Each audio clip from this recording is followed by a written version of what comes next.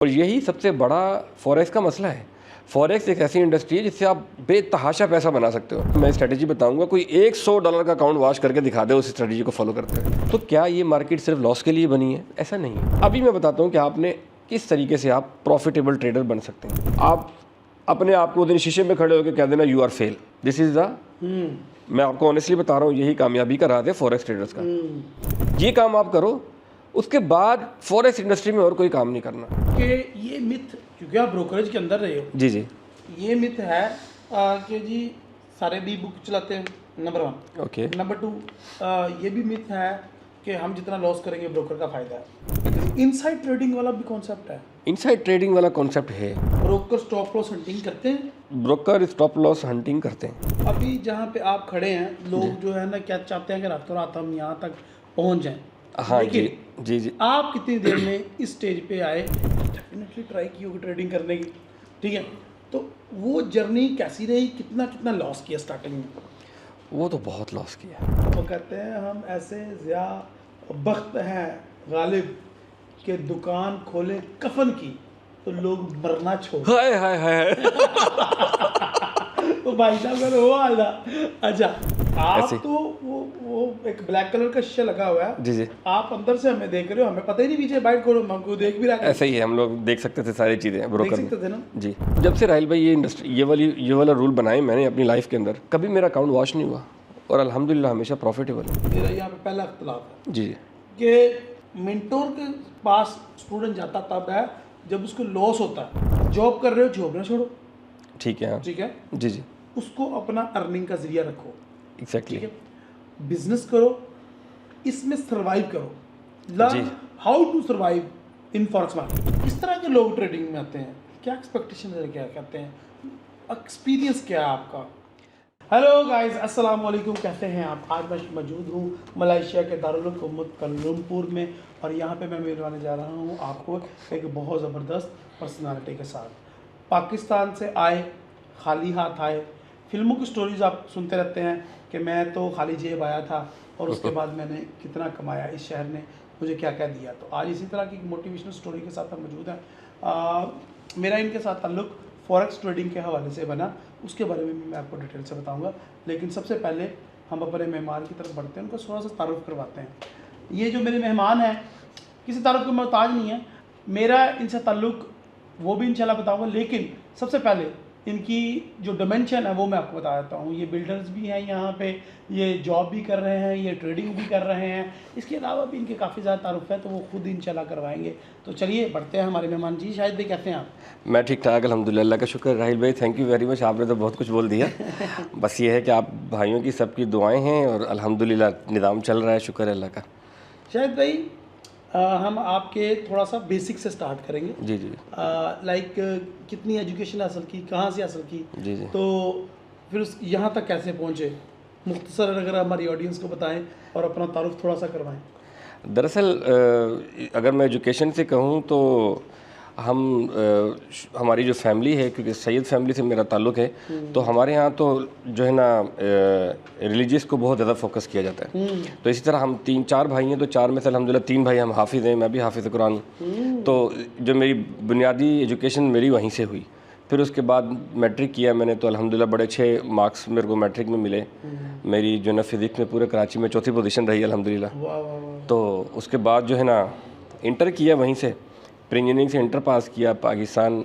फिर कराची यूनिवर्सिटी से मैंने ग्रेजुएशन किया एंड देन फिर मैं ACCA की तरफ गया। फिर ACCA कंप्लीट किया, उसके बाद मैंने MBA किया है और अल्हम्दुलिल्लाह अभी PhD मेरी चल रही है। अरे भाइयों वाह की वाह, दुआ अभी भी पढ़ रहे हैं? हाँ, चल रही है PhD, इंशाल्लाह हो जाएगी वो भी। अच्छा, यानी कि पढ़े लिखे बंदे हैं ये। तो वो जो होता है ना कि मोटिवेशनल स्टोरी होती है कि यार इतना ज़्यादा पढ़ा लिखा भी नहीं था, रिसोर्सेज भी नहीं थे, तो वो अमीर हो गए, तो वो वाला हिसाब नहीं है। बंदा पढ़ा लिखा बिजनेसमैन। एक्चुअली इसके अंदर मैं क्रेडिट दूंगा मेरी स्पेशली मेरी वालदा को, क्योंकि वालदा मेरी ने मुझे बड़ा सपोर्ट किया और मेरे जो भाई हैं, मेरी फैमिली हैं, सब ने मुझे बहुत ज़्यादा सपोर्ट किया। क्योंकि मैंने जब हिफ्ज़ कंप्लीट किया था तो उसके बाद मेरी जो एजुकेशन है, जो दुनियावी एजुकेशन है, स्कूल में कभी नहीं गया था मैं। तो उसमें मेरे को फैमिली ने बहुत ज़्यादा सपोर्ट किया और मेरे भाइयों ने भी बहुत ज़्यादा सपोर्ट किया मुझे कि भाई आप पढ़ो, आप सही पढ़ते हो, अच्छा पढ़ते हो, आपके रिज़ल्ट्स अच्छे आते हैं। तो आपको तालीम कभी नहीं छोड़नी चाहिए। तो जब मैं मलेशिया भी आया, मैंने आते ही यहाँ पर मैं एज ए स्टूडेंट ही आया था यहाँ पर, और आके मैंने जो है ना यहाँ पर ACCA मैंने एक्चुअली यहीं से किया है। उस टाइम मैंने ACCA यहाँ पर FTMS कॉलेज था, वहाँ से मैंने इसको कंप्लीट किया था। ACCA की जो डिग्री है पूरे वर्ल्ड में, जो पाकिस्तान का ACCA किया हुआ लड़का होता है वो मेरे ख्याल चौथे नंबर पर आती है माशाल्लाह। तो इसकी बड़ी डिमांड है पाकिस्तान का ACCA किया हुआ जो बंदा होता है। तो लेकिन मैंने मलेशिया से किया। ओके। तो एजुकेशन यहाँ से हासिल की? जी अल्हम्दुलिल्लाह। और फिर उसके बाद शादी भी यहीं पे की? हाँ जी, शादी भी बस ऐसी एक्सीडेंटली समझ लें। चले उसकी तरफ हम बाद में आएंगे। पहले ये बताएं कि यहाँ पे आप जब एजुकेशन हासिल की तो जॉब से स्टार्ट किया या डायरेक्टली अपने बिजनेस से स्टार्ट किया? नहीं, एक्चुअली हुआ ये था कि मैं पाकिस्तान में था, मैं वहाँ पर जब मेरा ग्रेजुएट कंप्लीट हुआ तो मैं ACCA करना चाहता था। तो उस टाइम ग्रेजुएट के से पहले ही मैंने ज्वाइन किया था प्रोक्टर एंड गैम्बल में। तो वहाँ पर मैं जो है ना जॉब करता था, वहाँ पर मैं सप्लायर रहा, फिर उसके बाद आहिस्ता आहिस्ता वहाँ भी आगे बढ़ते रहे। तो फिर मेरे बड़े भाई यहाँ होते थे, उन्होंने यहाँ पर अपनी गारमेंट्स की एक फैक्ट्री लगाई थी। तो यहाँ मलेशिया के अंदर ना जो लड़कियों का स्काफ है उसका बहुत काम हुआ करता था पहले, तो वो उन्होंने लगाया। तो उस दौरान उन्होंने मुझे कहा कि शाहिद तुम ज़रूर आओ यहाँ, मुझे आपकी बड़ी हेल्प की ज़रूरत है। और यूँ इवन दो कि मैं कभी भी नहीं आना चाहता था पाकिस्तान से बाहर। कोई कहता भी था मुझे कि मैंने पाकिस्तान से बाहर जाना है, मेरे क्लासमेट्स या इस तरह से, तो मैं उन्हें यही कहता था कि नहीं यार, हमें पाकिस्तान से नहीं जाना चाहिए, we should live in Pakistan and Pakistan need us of course, because हम जो वो लोग थे, न्यू जनरेशन थी डेफिनेटली। तो हम कह रहे थे कि मेरी हमेशा यही सोच होती थी कि पाकिस्तान नहीं छोड़ना है। बट फिर वो सिचुएशन ही ऐसी बन गई कि बड़े भाई जो यहाँ थे वो मुझे काफ़ी ज़्यादा फोर्स करते रहे, मेरे वालिदैन मुझे फोर्स करते रहे कि भाई आपके भाई को ज़रूरत है आपकी, तो आप चले जाओ। तो यूँ मैं एक्चुअली समझे ज़बरदस्ती भेजा गया था। ज़बरदस्ती भेजे गए थे। तो अभी जहाँ पे आप खड़े हैं, लोग जो है ना क्या चाहते हैं कि रातों रात हम यहाँ तक पहुँच जाएँ। हाँ जी। आप कितनी देर में इस स्टेज पे आए कि मलेशिया में अब आपके माशाल्लाह होटल फूड चेन भी हैं, शुक्र आप ट्रेडिंग की दुनिया में भी इन हैं, जॉब भी कर रहे हैं, फिर गारमेंट्स का भी काम कर रहे हैं, फिर उसके बाद कंस्ट्रक्शन का भी काम कर रहे हैं, बिल्डर हैं, फिर उसके बाद इन्वेस्टर भी हैं, फिर उसके बाद पता नहीं कितने तारुफ हैं इनके। नहीं। तो आप यहाँ तक कितने अरसे में पहुँचे और क्या क्या प्रॉब्लम्स का सामना करना? ये एक्चुअली यूँ समझ लें कि मैं भी आपको बताऊँ, जैसे बाकी लोग होते हैं मैं भी वैसा ही था। ठीक है, क्रिकेट खेलता था पाकिस्तान में, बहुत ज़्यादा शौकीन था क्रिकेट का, जैसे बाकी लोग खेल कूद में लगे रहते हैं, साथ ही स्टडी भी चलती रहती है, मैं भी वैसे ही था। बट हुआ ये कि सन 2012 में ना, तो सन 2012 के बाद जो है ना मुझे लगा कि नहीं यार, मेरी जो है ना प्रेडिक्शंस जो है ना वो काफ़ी बेहतर रहती हैं कि कोई भी चीज़ होने वाली आने वाला है। तो मुझे किसी ने, मेरे जो फैमिली में मेरे भाई वगैरह हैं और मेरे जो टीचर्स हजरात हैं, उन्होंने मुझे कहा कि यार तुम्हारी प्रेडिक्शन अच्छी रहती है, तो तुम ना बिज़नेस की तरफ फोकस करो। तो यूँ मैं सन 2012 में जब मैं भाई के पास यहाँ से स्टार्ट किया हमने ये गारमेंट्स का बिज़नेस, तो मुझे रियलाइज़ हुआ कि मुझे फोकस करना चाहिए बिज़नेस की तरफ इंस्टेड ऑफ द जॉब्स। तो मैंने जो ना फैक्ट्री से पहले मैं बाहर निकला, मैंने भाई से कहा कि यार देखें, ये जो हमारी फैक्ट्री है अल्हम्दुलिल्लाह बहुत अच्छा चल रहा है काम, बट मुझे लगता है कि मैं कुछ ज़्यादा बेहतर कर सकता हूँ बाहर निकल के। तो भाई के भी साथ देता रहा और जो है ना मैंने फिर बिज़नेस की दुनिया में कदम रखा, और फिर उसके बाद मैंने सारी चीज़ें छोड़ दी। ना तो मेरा कभी किसी से कोई जैसे SMS वगैरह, मैसेजेस वगैरह, ये इस तरह का चक्कर सबसे पहले मैंने छोड़ा। और उसके वो सबसे मुझे लगता है मेरा बड़ा सही डिसीजन मेरा रहा है, क्योंकि फिर उसके बाद मेरा कहीं फोकस आगे पीछे भटका ही नहीं। I was totally on my business. और जो भी कुछ नई चीज़ लानी होती थी तो मैं बिज़नेस में ही लाता था, कुछ नया करना होता था बिज़नेस में, कुछ नया ट्राई करना है बिज़नेस में, प्रॉफिट हुआ बिज़नेस में, लॉस हुआ बिज़नेस में। यानी कि आप गर्लफ्रेंड चेंज करने की बजाय बिजनेस चेंज करना ज़्यादा प्रेफर समझते हैं। बिल्कुल, आप ऐसे ही समझे। आपने बिजनेस को ही अपनी गर्लफ्रेंड बना लिया, एग्जैक्टली ऐसे बिजनेस को अपना दोस्त बना लिया, और लिया। बिजनेस को ही अपना जो है वो एंजॉयमेंट का जरिया बना दिया। जी बिल्कुल। मैंने जो फील किया, आप अपने बिजनेस में ही खुश हैं बस। अल्हम्दुलिल्लाह, बिल्कुल ऐसे ही। मुझे वो कहते हैं ना कि आपको खाने में क्या पसंद है, मैं कहता हूँ मुझे बिज़नेस पसंद है। पीने में क्या पसंद है, मुझे बिज़नेस पसंद है। तो इवन दो जैसे मैं मलेशिया में, यहाँ मुझे तकरीबन 15 साल हो गए। अभी थोड़ी देर पहले जब आपसे भी हमारी डिस्कशन हो रही थी, लंकावी यहाँ का बहुत फेमस तरीन टूरिस्ट पॉइंट है जहाँ पे हर दूसरा आदमी जाना चाहता है। मैं आज तक नहीं गया वहाँ पे। अभी पिछले दिनों एक बंदा मुझे बता रहा था, यार वहाँ पे ना कोई कंस्ट्रक्शन का प्रोजेक्ट स्टार्ट हो रहा है, बड़ा अच्छा प्रोजेक्ट है, तो वी शुड अप्लाई देयर। तो मैंने कहा यस चलो चलते हैं। तो वो अलग बात है कि मैं नहीं जा सका वहाँ पे, मैंने नहीं गया उस प्रोजेक्ट को। तो मकसद कहने का ये है कि कारोबार के लिए मुझे कोई कहीं भी भेज दे, तो I am happy to go. और अगर वैसे कोई कहो घूमने फिरने के लिए, तो मैं देखता हूँ मेरे साथ कम्युनिटी क्या है, मेरे साथ मेरे पार्टनर कौन है। अगर तो कोई बहुत ज़्यादा अच्छा पार्टनर है, जैसे आप लोग थे, आज सारा दिन हम लोग घूमते रहे, तो yes then I move on. Otherwise मैं ये लंका भी तो बहुत ज़्यादा दूर की बात है। मैंने तो ये फील किया कि मलेशिया को भी पूरी तरीके से नहीं जानते, यानी कि कोलालमपुर जी जहाँ पे रहते हैं वहाँ पे भी मैप का इस्तेमाल कर रहे होते हैं और इधर उधर हम घूम रहे होते हैं। मेरे साथ जो टीम मेरी है, मैं जो भी कारोबार कर रहा हूँ, अल्हम्दुलिल्लाह मेरी टीम का पूरा हाथ है इसके अंदर। उनके बगैर आई डोंट थिंक कि मैं इतनी सारी चीज़ें एक साथ कर सकता हूँ। बहुत ज़्यादा सपोर्टिव हैं, हमेशा मुझे रात दिन मुझे ऐसे सपोर्ट करते हैं कि जैसे उनका अपना बिजनेस हो। शाहिद भाई थोड़ा सा ना हम लोगों को कंफ्यूज नहीं करते और डिग इन करते हैं, थोड़ा सा एक एक चीज़ को लेके चलते हैं जी, ताकि हमें समझने में आसानी हो और हमारी यूथ को रोड मैप फॉलो करने में आसानी हो। जी बिल्कुल। आपने जॉब छोड़ी, जी ठीक है, आपने अपने भाई का कारोबार भी छोड़ा, जी बिल्कुल। फिर आप, क्योंकि मेरा तारुफ आपका किसी और वजह से है, जी जी मैं उसकी तरफ भी आऊँगा, बिल्कुल। तो उसके बाद क्या किया? एक्चुअली जब मैंने वो छोड़ा क्यों भाई का बिज़नेस, वो यूँ था कि मैं स्टडी जब करता था ना, तो मैं देखता था कि कौन से बिजनेसेस ऐसे हैं जो वर्ल्ड में हमेशा आपको तरक्की की तरफ लेकर जाते हैं। उसके अंदर जैसे आपको पता है गारमेंट्स है, वो हम लोग कर रहे थे। उसके बाद जो है ना आईटी है, वो मेरी उस टाइम मेरी पहुंच नहीं थी, क्योंकि मेरी बैकग्राउंड मेरा आईटी से नहीं है, तो वो मैं नहीं कर सकता था। फूड चेन मेरा बैकग्राउंड नहीं है, मेरे पास पैसा नहीं था उस टाइम, तो मैं फूड चेन में नहीं जा सकता था। तो मुझे एक ही नज़र आया जो कि है कंस्ट्रक्शन। मुझे लगा कि यार ये एक ऐसा काम है जो मुझे लगता है कि मुझे अब इस टाइम पिक कर लेना चाहिए। इवन कि मेरा बैकग्राउंड उसमें भी नहीं था, बट ये कि कुछ लोग ऐसे थे मेरे इन्वायरमेंट के अंदर जो लोग डेली बेसिस पे कंस्ट्रक्शन का काम करते थे, तो उनसे मैंने कुछ सीखना शुरू किया। यार आप लोग क्या करते हो, कैसे करते हो? तो उन्होंने बताया कि इसमें इतना प्रॉफिट होता है, इस तरीके से हमें सैलरी मिलती है और इस तरीके से कॉन्ट्रैक्ट लिया जाता है। तो यूँ मैंने वहाँ से स्टार्ट लिया कंस्ट्रक्शन से, जिसमें मेरे बड़े ऐसे ही कंस्ट्रक्शन का स्टार्ट कैसे, ये चीज़ जानने वाली है। ये नहीं है कि मतलब कि आप थोड़ी और चाइनी पकड़ के निकल गए, ना मजदूरी की, या फिर पहले ही कोई कॉन्ट्रैक्ट से शुरू किया। अगर कॉन्ट्रैक्ट से शुरू किया तो बात समझ नहीं आती कि एक बंदा कैसे इतना बड़ा स्टेप ले सकता है कि मैं हायर कर लूँ, कोई ठेका ले लूँ। ना ऐसे नहीं हुआ। एक्चुअली उसमें भी यूँ हुआ, जो मेरा इन्वायरमेंट था ना, उसमें लोग कंस्ट्रक्शन का काम करते थे। वो लड़का आता था रोज़ाना, एक मेरा ख्याल से उसका जहांगीर नाम था, वो आता था रोज़ाना, कहता था आज 100 रिंगिट की मैं दिहाड़ी मार के आया हूँ। 100 रिंगिट का मतलब उस टाइम 30-32 रुपये का रिंगिट होता था, तो पाकिस्तानी 3235 रुपये की मैं दिहाड़ी मार के आया। तो मैं उसको कहता था यार हम लोग इतनी मेहनत कर रहे हैं, काम कर रहे हैं, हमारे तो इतने नहीं बनते, मैं इतना पढ़ा लिखा भी हूँ, मेरे तो इतने नहीं बनते, हाउ यू डू दिस। तो उसने बताया कि भाई हम एक टाइल लगाते हैं तो हमें उसके इतने रुपये मिलते हैं, हम 100 टाइल लगाते हैं तो उसके इतने रुपये मिलते हैं। तो वहाँ से मुझे लगा यार, अगर मैंने कहा यार मैं भी तुम्हारे साथ चलूँ, तो उसने पहले तो कहा अरे नहीं सर आप कैसे हमारे साथ जा सकते हैं, आप तो पढ़े लिखे हैं। मैंने कहा इट्स ओके यार, मैंने वहाँ कारोबार के लिए जाना है। तो वहाँ मैं उनके साथ जाना शुरू किया, तो मुझे मज़ा आया, क्योंकि मेरी हड्डी बड़ी भी बड़ी तकड़ी थी। तो आप टाइलें लगाने का काम कर? बिल्कुल, मैंने टाइलें लगाने से शुरू किया। तो आप टाइलें लगाने का सीखना पड़ता है ना पहले, तो वो कैसे कर दिया? वो एक्चुअली हुआ यूँ ना कि वो जो जहांगीर भाई थे ना, उनसे मैंने रिक्वेस्ट की, पहले तो वो माने नहीं, बट फिर ये है कि उनको जब लगा कि यार इसका इंटरेस्ट बहुत ज़्यादा है, तो उन्होंने मुझे कहा शाहिद भाई चलो मैं आपको सिखाता हूँ। तो फिर यूँ हुआ कि मेरे ख्याल से मैंने कोई 1 महीना उनके साथ सीखा होगा, और फिर मैंने टाइलें लगाना शुरू कर दी। तो अभी मैं अगर आपको कहूँ तो मैं टाइलों का कारीगर हूँ। फिर उसके बाद जो पाकिस्तान में ईंटें होती हैं, मैंने वो लगाना शुरू की।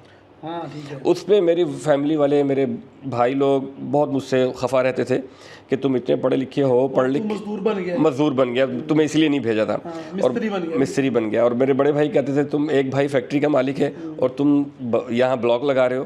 तो मैं कहता था मैं ब्लॉक नहीं लगा रहा, बस just I want to learn this business कि इसमें पैसा कैसा है। क्योंकि जहाँ भी देख लो हर कोई कहता है रियल इस्टेट के अंदर, कंस्ट्रक्शन के अंदर ऐसा पैसा है कि आप बहुत अच्छा पैसा बना सकते हो।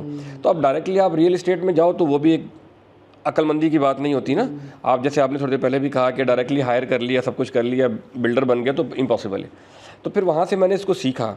आई बिलीव कि 6 महीने या 1 साल तक मैंने किया काम, और उसके फ़ौरन बाद मैंने ना कॉन्ट्रैक्ट लेना शुरू कर लिया। वो भी बस कॉन्ट्रैक्ट भी इत्तेफाक ही ऐसा हुआ कि मेरे पड़ोसी थे, कोई इंडियन फैमिली रहती थी, तो वो एक दिन किसी को बाहर फ़ोन पे खड़ा गालियाँ दे रहा हो, तो मैं उसके पास गया। मैंने बोला, क्योंकि मुझे इंग्लिश भी आती थी और मलय लैंग्वेज भी मैंने बड़ी जल्दी सीख ली थी, तो मैंने उससे पूछा, मैंने बोला what happen, why you are shouting somebody. तो वो कहने लगा यार ऐसे ऐसे मेरे टॉयलेट हैं, मैंने उनकी रिपेयरिंग करवानी थी, तो वो जो है ना जो लड़का है वो आ रहा नहीं है, वो 2500 रिंगट भी मांग रहा है और फलाना ढिमकाना। तो मैंने उसको बोला यार मैं भी कंस्ट्रक्शन का ही काम करता हूँ, टाइलें मैं लगा देता हूँ। तो वो हैरान हुआ, कहला अरे हाँ यार तुम भी तो टाइल का काम करते हो। मैंने कहा यस। तो मैंने बोला देखो मैं तुम्हारा पड़ोसी हूँ, तो लिहाजा मैं आपसे 3000 लूँगा। पहले तो मैंने फ़ौरन नंबर अपने दिमाग में दौड़ा, यार ये तो बहुत पैसे दे रही है। तो मैंने कहा भाई 3,000 लूँगा क्योंकि मैं तुम्हारा पड़ोसी हूँ, तुम्हें परेशानी होने की ज़रूरत नहीं पड़ेगी। कहने लगा नहीं तू तो पड़ोसी, तुझे कम लेगा। बहरहाल उससे मैंने कहा चलो आप जो भी दे देना। मैं फिर अपना काम पे जाता था। मैंने अपने बॉस को कहा कि भाई मैं तकरीबन 5-6 दिन, एक हफ़्ता ओवर टाइम नहीं लगाऊंगा। मैं 5 बजे वहाँ से क्विट करता था, सीधा घर आता था। घर आके 5 बजे से लेके 9 बजे तक उसके घर जो टॉयलेट थे, मैंने 4-5 दिन लगाए होंगे, तो मैंने उसके दोनों टॉयलेट पूरे रिपेयर कर दिए, पुरानी टाइलें निकाल के नई टाइलें लगा के उसको दे दी। उसने भी मुझे 250 रिंगिट दिया। तो वो मेरा पहला कॉन्ट्रैक्ट था। आई वॉज सरप्राइज कि मैं पूरा महीना काम करता हूँ, पूरा दिन काम करता हूँ, मेरे 250 नहीं बनते थे, मेरा 2500, कभी 2000, 2200, 2500, 2000 इस तरह बनता था। तो मैं बड़ा शौक हुआ। मैंने कहा 5-6 दिन के अंदर, वो भी सिर्फ 4-4 घंटे काम करके मैंने तो बहुत पैसे बना लिए। तो देन आई रियलाइज़ कि भाई ये जो बिज़नेस है, इस तरह इसके अंदर ग्रोथ आपको मिल सकती है। तो फिर वहाँ मैंने छोटे छोटे जो भी मेरे बॉसेस होते थे उनको मैंने कहना शुरू किया कि भाई मुझे कॉन्ट्रैक्ट दो, मुझे ठेके दो, मैं इतनी टाइल लगाऊं मुझे उतने पैसे दो, मैं कम टाइल लगाऊं मुझे कम पैसे दो। तो कुछ कॉन्ट्रैक्टर ऐसे थे, चाइनीज़ हैं ज़्यादातर हैं, वो बड़ी जो है ना कैलकुलेशन को बड़ा लेके चलते हैं वो। तो उन्होंने कहा हाँ ठीक है, उनको तो बारे में था, क्योंकि उनको यही था कि अगर काम करेगा तो पैसे देंगे, काम करेगा तो नहीं करेगा तो नहीं देंगे। तो उसमें मुझे बड़ा फ़ायदा हुआ। मैं फिर स्पीड से काम करता रहा और जो है ना मैं बड़े अच्छे पैसे कमाता रहा। ये हाडरा मिस्त्री नहीं बने ना। हाँ बराबर ये कह लें। इनके अंदर वो तेजी आ गई जिसकी वजह से कामयाबी हुई। तो पढ़ा लिखा मिस्त्री बन गया ये बंदा। तो फिर आपने कॉन्ट्रैक्ट लेने शुरू किया जी। उसके बाद फिर अल्हम्दुलिल्लाह अल्लाह का बहुत शुक्र रहा, मेरे साथ जो टीम जुड़ती थी उनको भी, क्योंकि मैं कभी किसी वर्कर्स को वर्कर मैं नहीं कहता हूँ, हमेशा अपना दोस्त भाई समझ के रखता हूँ, क्योंकि मैं ख़ुद भी एक नीचे से ही समझ लें उठा था। तो इसलिए पैसे टाइम पे देना, गाली गलौज कभी नहीं करते। 2000 कब की बात है? ये 12 की बात बता रहा हूँ, 12-13 की बात बता रहा हूँ आपको। 2012-13 की बात है जी। उसके बाद फिर आप और ठेके पकड़ते गए और टीम बनाते गए? हाँ जी। उसके बाद फिर यूँ हुआ कि मैं जब ठेके पकड़ता गया तो आपको पता ही है मेरी जॉब लग गई। हाँ। उस टाइम मुझे एक ऑफ़र है, क्योंकि जब मुझे लग रहा नहीं था ना, मिस्त्री को एक ब्रोकर यानी कि फाइनेंस कंपनी में जॉब लगना, ये भी थोड़ा समझाएं हमें कि देखो एक अंतर बहुत ज़्यादा है। जी। आपकी बिजनेस में डिग्री है ये मैं मानता हूँ, जी। लेकिन एक मिस्त्री है, वो एक्सपीरियंस मिस्त्री में हासिल कर रहा है, वो ठेकेदार बन रहा है और उसकी जॉब लग जाती है फाइनेंस कंपनी के अंदर, जो कि लोगों को ट्रेडिंग में सपोर्ट प्रोवाइड करती है। वो एक्चुअली ऐसा हुआ कि जब मुझे कुछ मिल रहा नहीं था ना कि मेरी फील्ड के मुताबिक, तो मैं डिफरेंट कंपनीज़ में सीवीज़ वगैरह डालता था कि चलो कहीं से कोई ऑफ़र आ जाएगी। बट अनफॉर्चुनेटली उस टाइम ये इशू होता था कि आप जो है ना स्टूडेंट वीज़ा है आपके पास, so you can't do this. तो फिर जब मुझे काफ़ी जगह पे मैंने अप्लाई किया हुआ था, तो जब मुझे लगा कि ये पॉसिबल नहीं है यहाँ पर, तो मैं फिर कंस्ट्रक्शन में चला गया। अब जब मैं वहाँ कर रहा था, क्योंकि मेरे पास डिग्री थी, उस टाइम मैंने MBA नहीं किया हुआ था, मेरा ACC था उस टाइम। तो क्योंकि मेरे पास वो डिग्री थी, तो मुझे इनकी तरफ से कॉल आई कि यार आपने अप्लाई किया हुआ था और now we need somebody who can speak Urdu Hindi. तो उनको ज़रूरत थी उर्दू स्पीकर की। तो उस टाइम मैंने फिर फर्स्ट टाइम मैंने XM ज्वाइन किया। अच्छा, तो फिर वहाँ पे आप मोहम्मद से मिले? नहीं, मोहम्मद मेरे बाद ज्वाइन हुआ। हाँ, वो आपके बाद ज्वाइन हुआ? जी, वो भी जूनियर है मेरे से। मैं सबसे पहले मैंने ज्वाइन किया था उर्दू लैंग्वेज में, फिर उसके बाद हम लोगों ने जो है ना इसको कंटिन्यू किया। और XM की जो पहली लाइव चैट है वो भी मैंने ली थी। और उर्दू में नहीं, इंग्लिश में भी हमने ली थी। अच्छा। इंग्लिश में भी XM की पहली लाइव चैट मलेशिया ऑफिस से हमने ली थी। और जब हमने स्टार्ट किया था उस टाइम टोटल 5-6 लोग हुआ करते थे। और हम लोग, बहुत अच्छी मैनेजमेंट है इनकी, बहुत फ्रेंडली है, बहुत सपोर्टिव है। फिर उसके बाद यूँ हुआ कि अब जब मेरी जॉब लग गई थी 2000 कितने में जॉब लगी? ये 13 की बात है शायद, 13-14 की बात। हाँ, 13 की बात ऐसे ही। अब हुआ क्या, वहाँ पर मैं चूँकि ठेकेदार बन चुका था और यहाँ मुझे जॉब की ऑफ़र हुई, वाइट कलर जॉब। हाँ, वाइट कलर जॉब। और जो मैं वहाँ अर्न कर रहा था, समझ लें उसका कोई 5वां-6वां हिस्सा मुझे ऑफ़र हुई जॉब। तो मैंने सोचा यार ये तो मज़ा ही नहीं आएगा यार, मैं तो ऑलरेडी इतना अच्छा बनाता हूँ। तो हुआ यूँ कि फिर मैं सुबह जाके वहाँ ठेकेदारी करता था, सबको काम वाम समझा दिया, आपने ऐसे करना है। और मेरी दोपहर, क्योंकि मलेशिया में जब दोपहर के 1 बजते हैं तो पाकिस्तान में सुबह के 10 बजते हैं। तो मैं घर से निकलता था सुबह 8:30 बजे, 12 बजे तक कंस्ट्रक्शन प्रोजेक्ट पे, फिर वहाँ से निकलता था, ऑफिस आ जाता था। फिर अल्लाह ने जब हाथ पकड़ना था, हुआ ये कि फिर जो मेरे साथ वर्कर थे, मेरी टीम थी जो, उनको मैंने एक दिन बैठ के समझाया। मैंने कहा देखो मैं अब डेली बेसिस पे नहीं आ सकता। मेरे वालिदैन ने भी मुझे फुल पुश किया कि you should left the construction job. और मेरे जो अपर मैनेजमेंट थी जिनसे मेरा इंटरव्यू, उन्होंने भी मुझे पुश किया कि शाहिद देखो तुम पढ़े लिखे हो, तुम्हारी फील्ड ये है, ठीक है तुमने वो किया है भारत, तो मुझे रियलाइज़ हुआ कि सारे बड़े यही कह रहे हैं, तो मुझे कोई सोल्यूशन निकालना पड़ेगा। तो होना ये चाहिए था या होता ये कि मैं वो बंद कर देता और जॉब की तरफ आया था। बट अनफॉर्चुनेटली कह लो या अल्लाह की तरफ से कह लो या माँ बाप की शायद दुआएं कह लें कि मुझे खुद ही शायद आइडिया आ गया। तो मैंने लड़कों को कहा, यार देखो अब मैं रोज़ नहीं आ सकता, तो ऐसा है कि आप मुझसे ठेका ले लो। अब हुआ यूँ कि मैंने उनको पहले मैं डेली वेजिस पे थे। आपने पीछे से ठेका लिया जी, और आगे उनको ठेका डिलीवर कर दिया, उनको ठेका बीच में अपना कट रख लिया। अपना कट रख लिया। सही है। अब वो काटा ही था, समझ लें। हाँ, काटा ही था। वो छोटा कट नहीं होता था, तो बड़े अच्छे पैसे में होते थे उसमें। तो क्योंकि मैं तो खुद वर्कर था ना, मुझे पता होता था कि एक वर्कर अगर कितने ब्लॉक या कितनी ईंटें टाइल्स लगाएगा तो उसके कितने बन जाएंगे। 1 घंटे में कितने लगा? मैंने उस हिसाब से मनगढ़ंत कहानियाँ बनू के लड़कों को सुना के और उनको कहा कि भाई ये देखो इतने आप बचाओगे पैसे। तो उसमें से 2-4 राज़ी हो गए। तो उस हिसाब से मैंने उनको ठेका दे दिया और अपना कट कह लें, काटा कह लें, वो रख लिया। तो वो पहला प्रोजेक्ट था ST रेजिस होटल कोलालमपुर के अंदर, जो है वो हमारी कंपनी ने बनाया है। तो वो मेरा पहला प्रोजेक्ट था। तब तक कंपनी बना चुके थे आप? ये कंपनी नहीं थी? नहीं, कंपनी नहीं थी उस टाइम। जो हाँ, मेरे जो वो बॉस थे ना वहाँ प्रोजेक्ट के, उन्होंने मुझे सपोर्ट किया। उन्होंने कहा, शायद देखो we no need company anything, if we need we will let you know, however you just run this business और you just run this your team as a contractor, we will support you even if you need any, मतलब hammer चाहिए, पत्थर चाहिए, कुछ भी चाहिए, बोला हम आपको सपोर्ट करेंगे। तो फिर यूँ मैंने वो आगे ठेका दे दिया। अब जब ठेका दे दिया, मंथली मैं कैलकुलेट करता था। अब मैं प्रोजेक्ट नहीं जाता था। यहाँ से सैटरडे संडे छुट्टी होती थी, उन 2 दिनों में वहाँ जाता था चौधरी बन के और जो है ना वो वहाँ से मैं पूरी कैलकुलेशन करके बिठा के आता था। चूँकि पढ़ा लिखा था तो एक्सेल में अल्हम्दुलिल्लाह मेरी बड़ी अच्छी कमांड है। तो मैं एक्सेल की शीट्स बना के उनको देता था कि भाई तुमने जितने ब्लॉक तुमने जितने ब्लॉक लगाने हैं ना, गूगल शीट आपको पता ही है, वो अपने ब्लॉक लिख दिया करते थे। मैंने आज इतने लगाए हैं, हर लड़का लिखता था।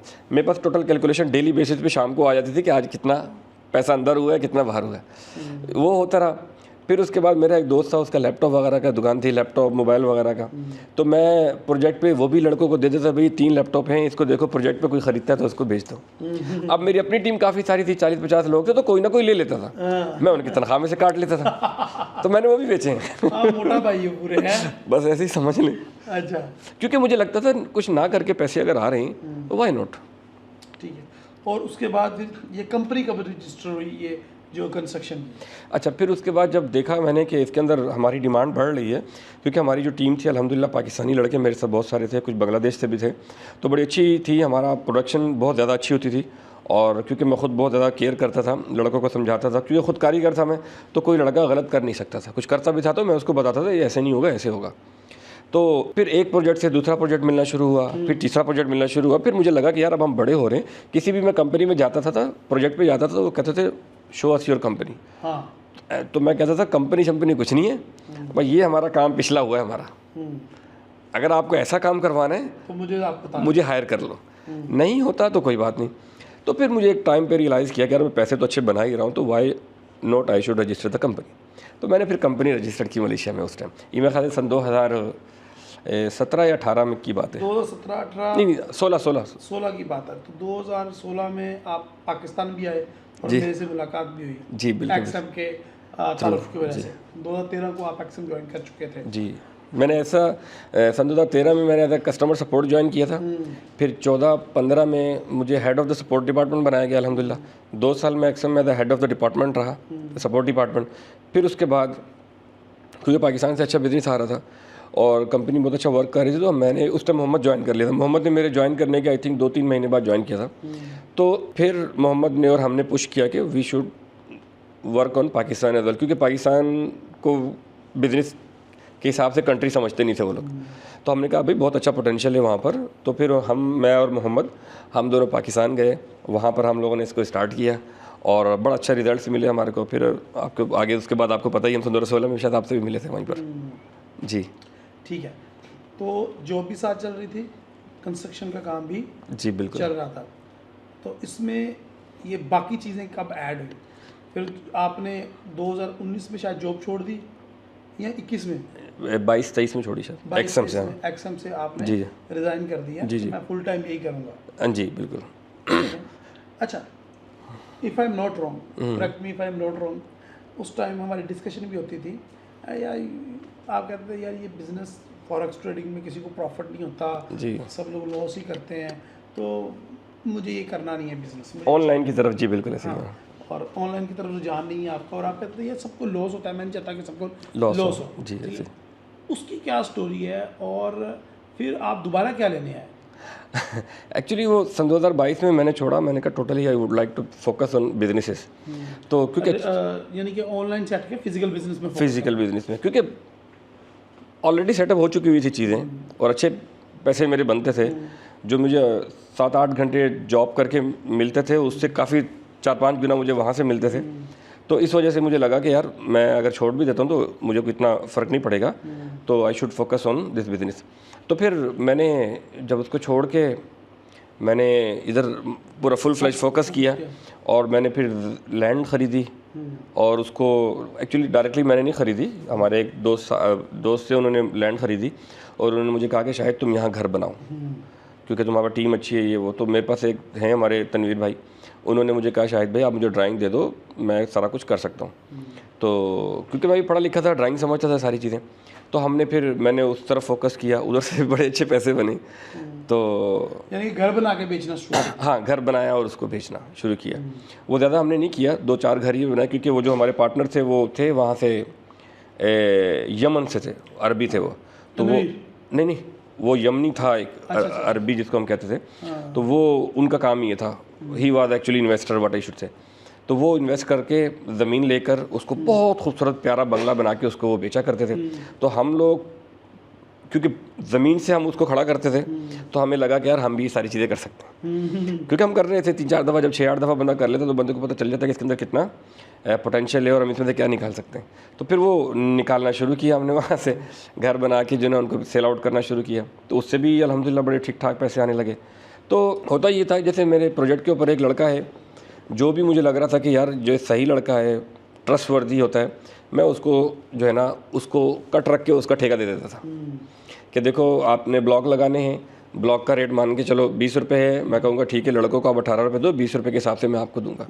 तो वो लड़कों से आगे काम ले लेके उसको बीच में से उसका कट मिल जाता था, बाकी टीम को हैंडल करते थे हम, उनको पेमेंट टाइम पे देना, ये सारी चीज़ें हम लोग करते थे। फिर सन 2000 जो है ना 22 में आई बिलीव गवर्नमेंट मलेशिया की तरफ से मुझे वीज़ा अलॉट हुए।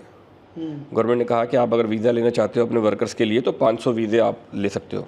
तो अप्लाई करो, आपने अप्लाई कर दिया? 530 वीज़े मुझे मिले। तो उसमें से फिर मैंने तकरीबन 105 बांग्लादेश से बुलाए, बाकी सारे पाकिस्तान से बुलाए। तो फिर मुझे लगा कि यार अब आई थिंक कि मुझे इसी को कंटिन्यू करना चाहिए, अच्छी खासी लेबर है मेरे पास। तो सबसे पहले मैं ये पॉइंट ज़रा थोड़ा सा रगड़ना चाहूँगा ताकि तो यूज़र को समझ आए कि जब आपने ये जॉब छोड़ा तो आपका एक कहीं ना कहीं ये भी था कि यार ये बिज़नेस अच्छा नहीं है।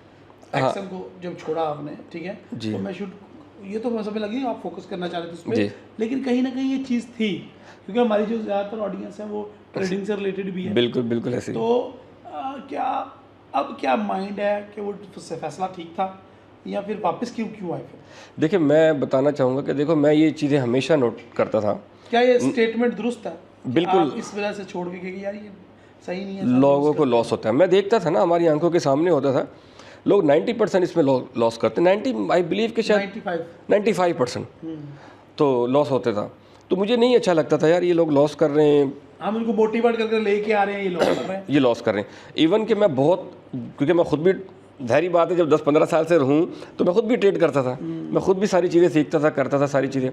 तो बहुत सारी स्ट्रेटजी थी, इवन कि कोई ये हमने नहीं छोड़ा, कोई स्ट्रेटजी हमने नहीं छोड़ी, सब कुछ हमने रगड़ा। तो फिर आपको भी पता चल गया कि इसमें पैसा बनता नहीं। हाँ, मुश्किल है बनाना इसके अंदर मोटिवेशंस को, सॉरी इमोशंस को लेकर आप पे बहुत काम करना पड़ेगा, then only you can do. तो मुझे यूँ लगा कि मैंने कहा इसको मैं ख़त्म करता हूँ, खामखा अपने आप को स्ट्रेस में रखता हूँ मैंने छोड़ दिया। फिर उसके बाद दोबारा मैंने इसलिए किस पीक पे छोड़ा आपने, कुछ आइडिया दे कि उस टाइम आपका रैंक क्या था, सैलरी क्या थी? मैं एक्सम में उस टाइम अल्हम्दुलिल्लाह बड़ी अच्छी मेरी पोजीशन थी, और एक्सम मैं हमेशा एक्सएम की तारीफ़ करता हूँ, उनकी मैनेजमेंट की तारीफ़ करता हूँ। और मैं हमेशा उसको डिस्करेज करता हूँ, हमेशा उसकी बुराइयां करता मैं मैनेजमेंट की बात कर रहा हूँ, प्रोडक्ट की बात नहीं कर रहा उनकी। उनकी जो मैनेजमेंट है, they are very good people. हूँ। आपने उनसे काफ़ी कुछ सीखा ना कि Exactly. छुरा कैसे फेरते हैं। तो आप उसकी तारीफ करोगे ना, तो हम मुर्गियाँ थी, हम दबा होते थे, तो इसलिए हम उसकी तारीफ नहीं करेंगे। एनीवे, तो मुझे ये बताएं कि एक्सएम को जब आपने छोड़ा, सैलरी क्या थी? नहीं, मैं सैलरी डेफिनेटली यहाँ डिस्क्लोज तो नहीं करूँगा, बट बहुत अच्छे पैसे मिलते थे हमारे को। हम पाकिस्तान में कंडीशन में देखेंगे ना, जैसे पाकिस्तान में कहा जाता है ना कि जो लोग पाकिस्तान के अंदर टॉप 10 लोग हैं, वो 10% लोग हैं जो मंथली 6 डिजिट प्लस नंबर्स बनाते हैं। 6 डिजिट मतलब 10 लाख से ऊपर, 1 लाख से ऊपर, 1 लाख से ऊपर, ठीक है। टॉप 10% उस टाइम लोग हुआ करते थे, तो हम लोग उसमें भी बड़े अच्छे नंबरों पे थे। आप 1 मिलियन से ऊपर थे या नीचे थे, ये बताओ? नहीं, उस टाइम थोड़ा नीचे ही थे। 1 मिलियन पीकेआर से नीचे, थोड़ा हाँ जी, थोड़ा नीचे थे, ठीक है। तो राउंड बोर्ड हम 5 से 7 लाख की विंडो में कंसीडर कर सकते हैं। अच्छा, तो पीकेआर ये बनाते थे आप, तो आपने छोड़ दिया एक्सएम को, ठीक है। तो उसके बाद अपने बिजनेस पे फोकस किया, जी बिल्कुल। ठीक है। और एक बंदा डिस्करेज था, उसको लगा यार ये नहीं सही, बिजनेस छोड़ दिया। फिर दोबारा कौन से कीड़े ने काटा के दोबारा आप अब डू प्राइम के साथ काम कर रहे हैं? एक्चुअली दोबारा मैं इसलिए आया कि मैंने देखा कि डू प्राइम से जब मेरी बातचीत हुई, इनके डायरेक्टर से मेरी मुलाकात हुई, तो वहाँ मुझे डायरेक्टर ने पूरा एक्सप्लेन किया प्रोडक्ट के बारे में कि हमारी प्रोडक्ट में क्या क्या चीज़ें हैं। और सर ये तो कहानी है, आप सीधी तरह बताएं कि आपसे रहा नहीं जा रहा था इस मार्केट से, आपको थ्रिल नहीं मिल रहा था। एक्चुअली अभी ऐसा है, मैं आपको ऑनेस्टली बताऊँ, नहीं आप, मैं हाइट मतलब थोड़ा छुपाना चाह रहा था, बट मैं आपको ऑनेस्टली बताऊँ कि मुझे ये लगता है मैं बिलियनर भी बन गया ना, तो ये इंडस्ट्री मैं नहीं छोड़ सकता। यकीन मानो। अब आए ना लाइन पे कि इस फील्ड में जो जुड़ जाता है ना, हाँ जी, उसको जो थ्रिल मिलता है, उसको जो रिस्पेक्ट मिलती है, फिर उसको जो उतार चढ़ाव मार्केट के साथ अपडेट मिलती है, इश्क हो जाता है मार्केट। ऐसे ही। तो कहीं ना कहीं आप मिस कर रहे थे इस चीज़ को। बिल्कुल बहुत ज़्यादा। एक्चुअली ऐसा नहीं कि मैंने ट्रेडिंग मैंने नहीं छोड़ी, ट्रेडिंग मैंने कभी छोड़ नहीं सकता, ट्रेडिंग हमने नहीं छोड़ी, बट क्या है कि मैं थोड़ा सा अपने बता रहा हूँ ना, 500-600 वर्कर्स थे मेरे पास, तो मुझे बहुत ज़्यादा टाइम नहीं मिलता था इन सारी चीज़ों करने के लिए, तो उन पर ही मेरा ज़्यादा फोकस था। हैंडल करना बड़ा मुश्किल है। अब तो खैर मैंने हर ग्रुप का अलग अलग एक सुपरवाइज़र बना लिया है, तो हर सुपरवाइज़र अपने अपने ग्रुप को हैंडल कर रहा है, तो चीज़ें जो ना। ये बताएं हमें कि हमें ये समझ आ गई, 2 डिमेंशन समझ आ गए। हाँ जी। नंबर 1 कि आप कंस्ट्रक्शन समझ आ गई, और फॉरेक्स। नंबर 2 फॉरेक्स समझ आ गई। जी। ट्रेडिंग के ऊपर हम बाद में आएंगे। अब नंबर 3, रेस्टोरेंट कब ऐड होना शुरू हुआ? रेस्टोरेंट तो बस एक्सीडेंट ऐसा ही हुआ कि मेरे एक बहुत अच्छे दोस्त थे, उनका रेस्टोरेंट था, वो बड़ा अच्छा रेस्टोरेंट था उनका। वो कल बैठ के खाना खा रहे थे? नहीं, वहाँ अभी आप नहीं गए, वो थोड़ा दूर है यहाँ से। तो उनका अरबिक रेस्टोरेंट था, तो मेरा जब भी अरबिक खाने का दिल करता था तो मैं उनको कॉल करता था, मैं आ रहा हूँ। उनके रेस्टोरेंट में मैं जाके अरबिक खाना खाता था, मुझे बड़ा पसंद है अरबिक खाना। तो उनकी एक दफ़ा कॉल आई, कहने लगा शायद भाई वो मैं जो है ना बिज़ी हूँ थोड़ा सा। मैंने उनको कहा मैं खाने के लिए आ रहा हूँ, तो मैं बिज़ी हूँ, मैं नहीं मिल सकूँगा आपसे, बट आप मोस्ट वेलकम, आप रेस्टोरेंट पे हैं। तो मैंने कहा खरीद के लगा, हाँ यार मैं वाइंड अप कर रहा हूँ मलेशिया से और मैं पाकिस्तान जा रहा हूँ, तो आज एक पार्टी है, वो रेस्टोरेंट देखने आ रही है बेचने के लिए। तो मैंने कहा अच्छा, मैंने कहा चलें ठीक है, फिर मैं भी आ रहा हूँ। तो मैंने उस दिन वहाँ जाके खाना खाया, तो वो भी आ गए थे। मैंने फिर रेस्टोरेंट देखा, पहले तो खाली खाना खाने जाते थे, आप देखा किसी और नज़र से? हाँ, अब किसी और नज़र से देखा उसे। तो वहाँ पे जो मैनेजर था, मैंने उससे बातचीत हुई, मैं बोला भाई, वो भी ज़ाहिर बात में मेरा रेगुलर आना जाना था, वो भी पाकिस्तानी थे, तो उससे बातचीत हुई। मैं बोला सुनाओ क्या हाल चाल? कर लगा हाँ ऐसे बॉस बेच रहे हैं, तो फलाना है ढिमकाना है। तो मैंने कहा अच्छा।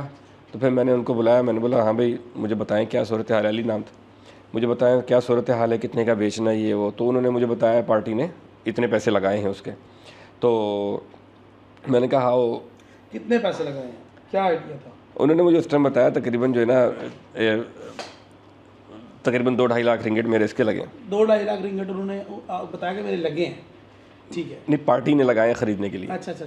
तो मैंने कहा अच्छा ठीक है सही। मैंने कहा हाँ अगर मैं ख़रीद लूँ, तो उसने बोला यार शाहिद भाई आपका क्या काम इस बिज़नेस से।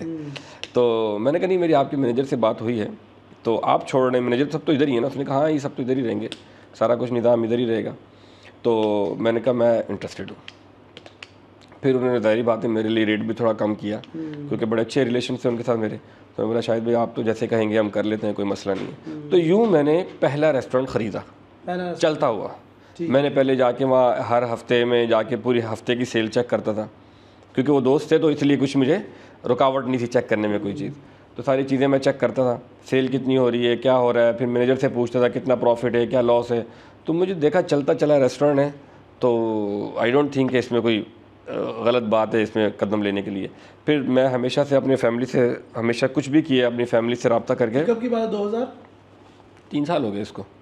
तो 2021 की होगी। जी जी 21-22 की बात, 21 की बात है शायद। जब जब जो जॉब छोड़ी अक्सर में। जी जी उससे पहले ये। हाँ जी उससे पहले मैं ये कर चुका था। अच्छा, तो इसमें इस बीच में शादी कब हुई आपकी? वो भी सुना लव मैरिज है आपकी? नहीं, शादी मेरी एक्चुअली मेरे बड़े भाई यहाँ थे, मेरी भाभी यहाँ थी। तो जब मेरा यहाँ पे सारी चीज़ें मुझे अच्छी लगने लगी, सारा सेटअप यहाँ अच्छा लगने लगा, तो मैंने तो पहले घर में कह दिया कि शादी जब भी मुझसे पूछते थे मैं कहता था 1-2 साल मुझे दे दो बस। फिर 1 साल 1.5 साल बाद भाई पूछते थे हाँ भाई शादी लड़की, मैं कहता बस 1-2 साल और दे दो बस। तो यूँ करते करते मेरी उम्र हो गई कोई 31 साल। तो फिर भाई ने बोला भाई अब कुछ भी नहीं हमने सुनना है, बस तुम्हारी हम शादी कर रहे हैं। तो फिर मैंने सिर्फ यही कहा था कि भाई मैं पाकिस्तान में नहीं करना चाहता शादी, और जो है ना अगर यहाँ कोई मिल गई तो ठीक है सही है, वरना I don't want to live any more in Pakistan. तो मैंने आपको बताया मैं पहले ये सारे चीज़ें जो ना काटा मार चुका हुआ था। तो फिर मेरी भाभी ने मुझे बताया कि भाई ऐसे ऐसे मले लड़की है कोई, वो मैंने देखी है आपके लिए। तो मैं बोला ठीक है डन करो। तो मैंने बाद में देखा सारा कुछ। अरेंज मैरिज हुई? हाँ टोटली अरेंज मैरिज हमारी अल्हम्दुलिल्लाह। तो उस पर इन्होंने टाइम वेस्ट नहीं किया लड़कियाँ फंसाने में, चैट करने में, रातों रात बात करने में, और फिर उसके बाद लव मैरिज करके उसको अरेंज करने में टाइम वेस्ट नहीं किया। ये भी एक कामयाबी का राज होता है बंदे की। इस पे तो अगर आप कहें मैं बड़ा अच्छा पूरा टॉपिक छेड़ सकता हूँ कि मैं ये समझता हूँ हमारी जो नई जनरेशन है, मैं ये नहीं कहूँगा कि आधी या 90% या 70%, मैं कहूँगा 100% हमारी जनरेशन गर्क हो गई है ये इस चक्कर में, रिलेशनशिप के चक्कर में, ये रिलेशनशिप के चक्कर में गर्क बर्बाद हो गई है। तो मैंने जो आपके साथ पिछले 3 दिन से हूँ, मैंने भी ये फील किया है कि आप ये कहते हैं कि आपका बिलीव है कि अगर आप इन चक्करों से निकल आओ और काम पे फोकस करो, काम को अपनी गर्लफ्रेंड बनाओ, काम के साथ दोस्ती करो, काम के साथ मोहब्बत करो, तो आप बहुत आगे जा सकते हो। बिल्कुल ऐसे ही। मैं आपको तो मलेशिया में जो शादियां करती हैं ना, एक्चुअली होता क्या, पाकिस्तानी लोग यहाँ आते हैं मलेशियन लड़कियों से शादी करना चाहते हैं, डॉक्यूमेंट्स को लेकर सारी कंपनी बनाएंगे ये वो। तो चूंकि मैं तो पहले ही डॉक्यूमेंट बना चुका था, मेरी कंपनी पहले ही बन चुकी थी, बिज़नेस में पहले ही कर चुका था, तो लोग मलेशिया में आके मलेशियन से शादी करते हैं। बट मेरे केस में ऐसा है कि मलेशियन ने मुझसे शादी की है, एक पाकिस्तानी से शादी की है। Very good. क्योंकि मैंने अपनी शर्तें काफ़ी सारी रखी थी कि भाई मैं ये भी चाहूँगा, मैं ये भी करूँगा, मैं ये भी करूँगा। भाई थे ना, तो उन्होंने भी शर्तें रखी होंगी वैसे। डेफिनेटली उनकी भी ठीक ठाक शर्तें होती हैं। अच्छा, तो ये शादी कब हुई? सन 2018 में। सन 2018 में। और ये 2021 में डिसीजन लेते हैं कि मैंने एक्सएम छोड़ना है। हाँ जी। और फिर इन्होंने रेस्टोरेंट खरीदा जी। तो यूं 22 में मैंने एक्सएम छोड़ा। हाँ। और 21 में मैं रेस्टोरेंट वाली फील्ड में मैं आ चुका था। हाँ। अब देखें ना, कंस्ट्रक्शन से भी आ रहा था, रेस्टोरेंट से भी अल्हम्दुलिल्लाह आने लग गया था। फिर उसके बाद जो है ना और भी जो छोटे मोटे काम हैं और भी हैं, जैसे कि टेलरिंग की 2 शॉप्स हैं अल्हम्दुलिल्लाह। माशाल्लाह माशाल्लाह। कपड़े सीते हैं लोगों के हैं? हाँ, वो शॉप हैं 2, वो भी हैं। तो ब्यूटी पार्लर हैं। अरे वाह। तो वो भी हैं। तो ये सब ऐसे काम हैं जिसके लिए आपको बहुत ज़्यादा कुछ करना नहीं पड़ता। क्योंकि देखें जो ब्यूटी पार्लर है उसमें 2 लड़कियां हैं, एक इंडियन है, पाकिस्तानी है। वो हर चीज़ आपको पता आजकल ऑनलाइन है। और आईटी में मेरे छोटे भाई समझ लें, वो मुझे हमेशा सपोर्ट करते हैं। आप जानते ही हैं उनको, शुएब की बात कर रहा हूँ मैं, वो मुझे हमेशा सपोर्ट करते हैं, एक से एक सॉफ्टवेयर बना के देते हैं। और उनकी मदद से ही मैं चीज़ों को ऑटोमेशन पे कर सका। जब चीज़ें ऑटोमेशन पे हो जाती हैं then you can do whatever you want to do. और हर चीज़ के ऊपर मैं कमीशन बांध रखता हूँ कि भाई अगर आपने इतनी सेल की तो ये कमीशन है, इतनी सेल की तो ये कमीशन है। तो वो फिर डेफिनेटली सेल ज़्यादा करती हैं लड़कियाँ जो हैं। इसी तरीके से जो टेलरिंग वाला है उसको भी ये कह रखा है भाई आपकी सेल, ये इतनी सैलरी है आपकी, अगर इतनी सेल होगी तो ये मिलेगा और इतनी होगी तो ये मिलेगा। तो अब मैं ये कहूँ कि 100% मैं अगर हर बंदे पे नहीं खा जाऊँ, हाँ, तो इट्स नॉट पॉसिबल। और अगर कहीं कोई हल्का फुल्का कोई होता है ना, आपको पता है डंडी मारता हुआ नजर आता भी है, तो आई क्लोज माई आइस। मुझे लगता है यार अगर मुझे एक बंदा 10,000 कमा के दे रहा है, उसमें से 1,000 रुपये की उसने डंडी मार ली है, तो इट्स ओके, कोई बात नहीं। क्योंकि 100% मैं कवर चेक भी एक जो है ना सक्सेसफुल बिजनेसमैन, स्ट्रेस फ्री हाँ जी। बिजनेसमैन बनने की रेमेडी दे दी उन्होंने आपको, ठीक है, कि आप हर जगह पे रिजिड नहीं हो सकते। एग्जैक्टली। आप हर जगह पे वो कहते हैं ना जल्दी जल्दी हाइपर नहीं हो सकते। जी, आपको yes। कई जगह पे अपनी आंखें बंद करनी पड़ती हैं कि हो सकता है कोई गलत फहमी आ रही है बीच में, या हो सकता है कुछ ले भी गया तो मुझे तो इतना मिल रहा है ना, तो नो प्रॉब्लम। क्योंकि इस चक्कर में ना समटाइम होता है आप एक आपके अच्छा, रिलेशन खराब हो जाते हैं। हाँ, एक अच्छा मैनेजर ज़ाया कर जाते हो आप। असल बिजनेस आपकी मैनेजर्स ही चलाते हैं। हाँ। आपको इस चीज़ को तो आप भी मानेंगे ना, हाँ। बिजनेस कैसा भी हो मैनेजर्स की बेस पे ही चलता है। अच्छा, अब हम तीनों चीज़ों को एक जगह पे लेके आते हैं। आपकी शादी, आपके बिजनेसेस, ठीक है, और सबसे ज़्यादा मोस्ट इम्पोर्टेंट जिसमें हमारी ऑडियंस इंटरेस्टेड है, जी, इसको हम अब खोलते हैं। अब इसको हम लेके चलेंगे, और वो है जिसके बारे में मैं इंटरेस्टेड हूँ और मेरी ऑडियंस इंटरेस्टेड है, वो ट्रेडिंग। ट्रेडिंग। देखो, हमें नज़र आया जी, कि आपकी कामयाबी का राज मल्टीपल सोर्स ऑफ इनकम है। जी, अब ऐसे ही ठीक अल्हम्दुलिल्लाह। है, आपकी कामयाबी का राज कहीं ना कहीं आपकी वाइफ भी है, ठीक है, आप हमेशा सपोर्टिव है। हाँ, सपोर्टिव है और चल रही है आपके साथ, और आप उसको आपके आपके उसकी वजह से आपको फ़ायदे भी काफ़ी ज़्यादा हैं। जी, ऐसे ही ठीक है, अल्हम्दुलिल्लाह। ठीक है। अब हम आ जाते हैं हमारे टॉपिक की तरफ, जो हमारी दुखती रंग है वो है ट्रेडिंग। Forest trading. हाँ, ट्रेडिंग। जिस तरह के हम थोड़ी देर पहले भी बात कर रहे थे कि एक कामयाब ट्रेडर बनने के लिए क्या चाहिए होता है और नाकाम ट्रेडर के अंदर क्या क्या प्रॉब्लम्स होती हैं, जी, जी। हम उनकी तरफ आएंगे। लेकिन सबसे पहले आप अपना बताओ, ट्रूली सच सच बताना हमारी ऑडियंस के ब्रोकर में जॉब करना it's a different thing. Live से चैट पे बैठना, लीड जनरेट करना, कन्वर्ट करना, डिपॉजिट लाना, और उसके बाद वो एक अलग चीज़ है, अलग बिजनेस। जो ट्रेडिंग का कीड़ा काटता है। अब उसकी तरफ आते हैं कि जब आपने काम समझना शुरू किया, डेफिनेटली ट्राई की होगी ट्रेडिंग करने की, ठीक है, तो वो जर्नी कैसी रही, कितना कितना लॉस किया स्टार्टिंग में? वो तो बहुत लॉस किया। वो एक्चुअली हुआ यूँ कि मैं ट्रेडिंग करता था। आपने ये सोच के बताना है कि आपकी वजह से किसी को फायदा हो सकता है, किसी की लाइफ चेंज हो सकता है, तो बिल्कुल सच सच बताना। हाँ, बिल्कुल ऐसे ही है। ट्रेडिंग का पहला अकाउंट कब ओपन किया आपने? 2013 में तो जॉब लग गई, सपोर्ट प्रोवाइड करना शुरू कर दी। अकाउंट तो मैंने सन 2000 समझ ले 13-14 में ही खोल लिया था। मतलब वॉश करने अकाउंट लॉस करने का, पैसा उड़ाने का सिलसिला तो तब से ही शुरू हो गया था। बट क्योंकि मैं चीज़ों को बहुत ज़्यादा जो है ना ऑब्जर्व करता हूँ, थोड़ा डीपली चेक करता हूँ। मैं आज भी अगर मुझसे कोई कहे कि भाई आप फॉरेक्स के अंदर टेक्निकल को ज़्यादा बेहतर समझते हो या फंडामेंटल को, तो मैं समझता हूँ फंडामेंटल को, जबकि बहुत सारे लोग टेक्निकल को ज़्यादा बेहतर समझते हैं। उसकी वजह ये है कि मैं हर चीज़ को डीपली एनालाइज करके, उसको चेक करके, उसको फिर ही मैं देखता हूँ कि यस या नो है। वो आगे आएंगे, हाँ, पीछे आ जाओ। अभी पहले हमने क्या किया, मेरी जो ये जो लॉस की शुरुआत हुई फॉरेक्स इंडस्ट्री में, वो हुई थी ईए से। हाँ। हुआ ये कि सब लोग ट्रेड कर रहे हैं, मैं देखता था लोग ट्रेड करते हैं, लॉस करते हैं। तो फिर एक भाई आया, उन्होंने बोला भाई मेरा मंजन तो ऐसा है, मेरा ईए तो साला लॉस ही नहीं करता। अब हम भी सियाने थे ना बहुत, हमने क्या करना, उसके अकाउंट को इन्वेस्टर आईडी पासवर्ड लेके चेक करते थे। तो चेक किया भाई 4-5 में आपके पास सक्सेस नहीं होती थी कि आप चेक कर लें, क्योंकि आप जॉब कर रहे थे ना। हाँ जी। तो वो आपके ब्रोकर में अगर अकाउंट है उसको तो चेक नहीं कर सकते थे आप? नहीं, चेक तो हम कर सकते थे, बट ऐसे चेक पॉसिबल नहीं है ना। अब इन्वेस्टर पासवर्ड होते हैं ना, तो आपके घर बैठे कभी भी आपने देख लिया। ठीक है। और वो क्योंकि इधर तो रोज़ करना ही करना, वहाँ तो सिस्टम को लॉगिन करके जाके चेक करना पड़ता है ना एक एक का। तो इसलिए इन्वेस्टर आईडी पासवर्ड ले लिया। तो हम चेक करते थे, 1 महीना हो गया प्रॉफिट बना रहा है, 2 महीना, 3 महीने, 4 महीने, अल्हम्दुलिल्लाह प्रॉफिट बना रहा है। जिस महीने मैंने पैसे लगाए, उसी महीने वो इन्वेस्टर भी उड़ गया, हमारा भी उड़ गया।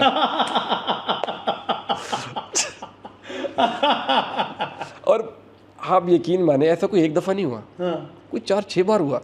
मतलब आप लोगों को फॉलो करते थे? हाँ, ठीक है। अब ये बंदा वो है जो बैकएंड पे बैठा है, हाँ जो आपसे चेक भी कर रहा है जी, जो आपके डिपॉजिट भी करवा रहा है, जो लोगों को मोटिवेट भी कर रहा है, ठीक है, कि आओ यार हमारा ब्रोकर चेक करो, ये बोनस ले लो, ये करो, वो करो। अब वो लोगों को ऑब्जर्व कर रहा है पीछे, कौन प्रॉफिट कर रहा है, कौन लॉस कर रहा है। ऐसे ही। अब इसके सामने तो सारे नंगे हैं। हाँ, ऐसे ही। ठीक है? अब ये वो बंदे पता कर रहा है। अब एक बंदा 3 महीने से प्रॉफिट कर रहा है, जब इसने उसकी स्ट्रेटजी कॉपी की करके लगाया, और ये नुकसान, वो भी उड़ गया, वो भी उड़ गया। एक टाइम आया था, मेरे एक और दोस्त भी इसमें मेरे साथ, खलील नाम है उनका, हम दोनों ये सारे काम कर रहे होते थे। तो एक टाइम ऐसा आया कि हम जिससे इन्वेस्टर आईडी पासवर्ड लिए ना, उनको कहते थे भाईजान आपका अकाउंट उड़ जाएगा अगले महीने। अच्छा। वो कहता था क्यों? क्योंकि हम इन्वेस्टमेंट करने लगे। हमें पता होता था जब हमने लगाना ये भी उड़ जाना है। वो ना हमारे दोस्त था, वो शेर सुनाते होते हैं अक्सर, पता नहीं कौन सा शायर है, वो कहते हैं हम ऐसे ज़िया बख्त हैं गालिब के दुकान खोले कफन की तो लोग मरना छोड़। हाय हाय हाय। तो भाई साहब मेरे वो हाल था। अच्छा, यानी कि ये स्टोरी को आप रिलेट कर सकते हैं अपने आप कि देखें आप मेरी लाइव स्ट्रीम पे है, मैं बड़ा ट्रेड करवा रहा हूँ, एक दिन टीपीट, 2 दिन टीपीट, 3 दिन, जिस दिन आपने मेरा सिग्नल कॉपी किया उस दिन आप गए और मैं भी गया। अच्छा, तो फिर ये जर्नी कब तक चलती रही लॉस की, और फिर आपने ये भी टेस्ट किए? कोई मुझे नहीं लगता ये ऐसा होगा जो मेरे से ना गुजरा हो। इंडिकेटर भी चेक किए? इंडिकेटर तो पहले चेक किए सारे, स्ट्रेटजीज भी चेक की? स्ट्रेटजीज, इंडिकेटर, हर तरह की स्ट्रेटजीज, ये VSA, सारी चीज़ें घुमाई हुई हमने। हाँ, ये सारी कुछ ICT वगैरह भी कर ली अब तो। अच्छा जी। अच्छा, और तो जितनी भी स्ट्रेटजीज़ हैं मैं ज़्यादातर मैंने सीखी हैं, जो गोरे हैं उनकी सीखी हैं मैंने। तो आपके चैनल से भी बहुत सारी चीज़ें सीखी हैं मैंने। अभी तो आप लाइव आ रहे हैं ना, लाइव आने से पहले जब आपकी वीडियोस हुआ करती थी उससे बहुत सारी चीज़ें सीख के उनके ऊपर करते थे। बट बात वही है, जो हमेशा लॉस किया है वो मैं आप समझता हूँ कि अब लॉस नहीं करते हम। तो अब समझ में आता है कि पहले लॉस हम क्यों करते थे और अब क्यों लॉस नहीं करते। पहले हम इसलिए लॉस करते थे कि हम हमारे इमोशंस पर काबू नहीं रख पाते थे, और यही सबसे बड़ा फॉरेक्स का मसला है। फॉरेक्स एक ऐसी इंडस्ट्री है जिससे आप बेतहाशा पैसा बना सकते हो। आज अगर आप कहेंगे ज़्यादा देंगे तो मैं स्ट्रेटजी बताऊंगा, कोई $100 का अकाउंट वॉश करके दिखा दे उस स्ट्रेटजी को फॉलो करते हुए। Not possible at all. ठीक है, उसकी तरफ मैं आऊँगा। जी बिल्कुल। पहले मैं ये जानना चाहता हूँ हमारी ऑडियंस के लिए, स्टेप बाय स्टेप चलते हैं कि आपने जब ये 2013-14 में लॉस करना शुरू किया, ठीक है? अच्छा। तो लॉस करते करते करते करते 2020 क्रॉस कर गए? नहीं, 18 के बाद मेरे ख्याल से मेरा लॉस कम हो गया। ठीक है। ये आपको लगता है? मुझे तो लगता है 2021-22 तक चलता रहा। खैर मुझे ये बताएं कि इनमें सारा कुछ ही आपने चेक कर लिया, कुछ रह तो नहीं गया जो हमारी ऑडियंस को नहीं पता चला अभी तक, कि कौन सी चीज़ें आपने चेक की? क्योंकि मैं ये चाहता हूँ कि हमारी ऑडियंस को पता चले जी कि आपने कौन कौन सी चीज़ें, क्योंकि आपका जो नज़रिया चीज़ों को देखने का, वो मेरा नज़रिया उस पर कभी पहुंच ही नहीं सकता। यहाँ हमारे आम ऑडियंस, हर बंदे का अपना होता है। जी नहीं, हर बंदे का आप नहीं होता। आप बैठे हो बैकएंड पे, बिल्कुल, अंदर से भी हम डीपली चीज़ें देखते थे। सही है। आप तो वो एक ब्लैक कलर का शीशा लगा हुआ है, जी, आप अंदर से हमें देख रहे हो, हमें पता ही नहीं पीछे बाइट करो, हमको देख भी रहा है। ऐसे ही है, हम लोग देख सकते थे सारी चीज़ें, ब्रोकर देख सकते थे ना। जी। तो इसके बारे में थोड़ा सा मैं जानना चाहता हूँ कि लोग विड्रॉज लेते थे, और मतलब कि किसी ने $100 लगाया तो कितने मैक्सिमम प्रॉफिट? मैं आपको 2 स्टोरियाँ बताता हूँ। हाँ। एक हमारे चाइनीज़ सिंगापुरियन क्लाइंट थे, उन्होंने डिपॉजिट किया $1,00,000। बड़ा डिपॉजिट किया, शाम को वॉश कर दिया। लाख का लाख उड़ा दिया एक शाम में, एक दिन में। हमारे मैनेजर ने उसको कॉल की तो उन्होंने बोला सर आपका अकाउंट वॉश कर दिया आपने। तो हमारे उस टाइम ना एक्सएम की रेगुलर बेसिस पे फॉरेक्स की क्लासेस चल रही थी। बोला आप फॉरेक्स की क्लासेस लें, पहले उनको चेक करें, थोड़ा लर्न करें, फिर उसके बाद ट्रेड करें ताकि थोड़ा अर्न भी करें। तो उसने बोला okay never mind, I will see. तो अगले दिन उसने फिर डिपॉजिट किया 1 लाख, फिर 1 लाख डाल दिया, फिर वॉश किया, 3 दिन में 3 लाख उसने हमारे सामने उड़ाया $। वाह वाह वाह। हमारे मैनेजर ने उसको मना कर दिया, आप प्लीज़ डोंट डिपॉजिट दिस, यानी कि दोबारा डिपॉजिट ना करें। हम बोला मत करो यार। आपके मैनेजर को क्या तकलीफ थी? वो पैसा आ रहा था, आने दो। एक्चुअली हम एक्सएम भी इस मामले में बड़ा सीरियस था। वो हमेशा ये चाहता था कि क्लाइंट्स जो है ना स्टे करें एटलीस्ट मार्केट के अंदर ना। ठीक है आपने उड़ाना है, बाद में उड़ा देना, थोड़ा स्टे तो करो, कुछ ट्रेड तो करो। जाहिर बात है वॉल्यूम से ही पैसे, उनको वॉल्यूम चाहिए होता है, वॉल्यूम चाहिए होता है ना, लॉस नहीं चाहिए। हाँ वॉल्यूम चाहिए होता है। अच्छा, तो 3 दफ़ा 3 दिन में 3 अकाउंट उड़ा दिए 1 लाख सेम अकाउंट में, सेम अकाउंट में। वाह वाह वाह। एक और स्टोरी है, पाकिस्तान में लड़के का नाम, अच्छा ये स्टोरी एंड हो गई, खत्म हो गया, फिर बंदा भाग गया? नहीं वो फिर एजुकेशन में लग गया, फिर क्या हुआ फिर मुझे भी नहीं पता। अच्छा, सीन असल यही था। ये सीन असल पाकिस्तान से एक हमारे को ट्विस्ट आएगा, वो करोड़ों कमा लेगा वगैरह। ट्विस्ट ही है सर, 3 दिन में $3 लाख उड़ाना ट्विस्ट ही है। अच्छा आगे। अच्छा, एक पाकिस्तानी था, अब पाकिस्तानी की स्टोरी। एक पाकिस्तानी है, मेरे ज़हन से ना उनका नाम निकल गया, बदर नाम था, क्या था नहीं बताना मुनासिब भी नहीं है, आप ऐसे बात कर ले। नहीं खैर वो मार्केट में नहीं है वो। अच्छा वो हिडन प्रोफाइल है वो। उन्होंने $50,000 डिपॉजिट किया। अच्छा, उन्होंने 50,000 पाकिस्तान से डिपॉजिट किया? $50,000 कब की बात है? ये सन 2000 मेरे ख्याल 18-17 की बात होगी, 19 की बात होगी तो ऐसे, ये तब कोई ना कोविड से पहले की बात। ये $50,000 तब भी ना कम से कम 1 करोड़ रुपए का तो होगा ना। हाँ रफली ऐसे ही होगा, ऐसे पाकिस्तान 1 करोड़ रुपए लगा दिया। तकरीबन लगा दिया। और वो भाई ना हर महीने 10 से 20 हज़ार डॉलर विड्रॉ करते थे। $50,000 डिपॉजिट किया, हर महीने $20,000 विड्रॉ। 10, 20, 15, 18, 8, 10, 20, 15, 18, 1.5 साल तक उनका अकाउंट चलता रहा। 1.5 साल तक उनका अकाउंट चलता रहा। प्रॉफिट, क्या बंदा था। और हम क्योंकि हम मैनेजर थे ना, हम उसको ये भी नहीं कह सकते थे भाई हमें कोई कॉपी ट्रेडिंग वगैरह का उस टाइम नहीं होता था इतना ज़्यादा। सन 2018 में नहीं थी मेरे ख्याल से कॉपी ट्रेडिंग का इतना ज़्यादा। नहीं। ओक्टा था भी तो बहुत शादी नादरी करता था, एक्सएम में तो था ही नहीं ना। तो एक्सएनएस में भी 2019 में स्टार्ट किया। हाँ उन्होंने भी देर से स्टार्ट किया, 18-19 में स्टार्ट किया। इतना खास नहीं था। तो ये कॉन्सेप्ट इतना था नहीं उस टाइम, सॉफ्टवेयर होते थे। तो हम उसको, हमें बोलते हुए अच्छा नहीं लगता था कि हमें ट्रेड दे दिया कर यार। तो उसको हमने देखा भाई, वो एक भाई थे, उन्होंने तो ये ब्रोकर के पीछे बैठ के देख रहे हो, अश अश कर रहे हैं, अश कर रहे हैं। वो बड़ा, हम तो कई दफ़ा ऐसा हुआ कि इंतज़ार में लगे थे कब ये ट्रेड लगाए और वही ट्रेड हम कॉपी करें। वो कब लगा के प्रॉफिट बना के उतार देता ट्रेड, हमें पता ही नहीं चलता था। Oh my God.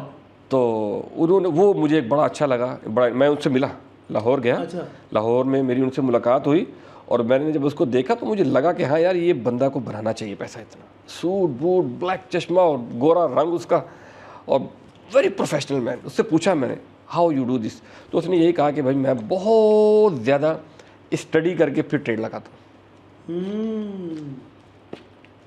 तो बहुत सारे हमने बड़े बड़े लॉस मेकर भी देखे। मार्केट से वैनिश कैसे हो गए?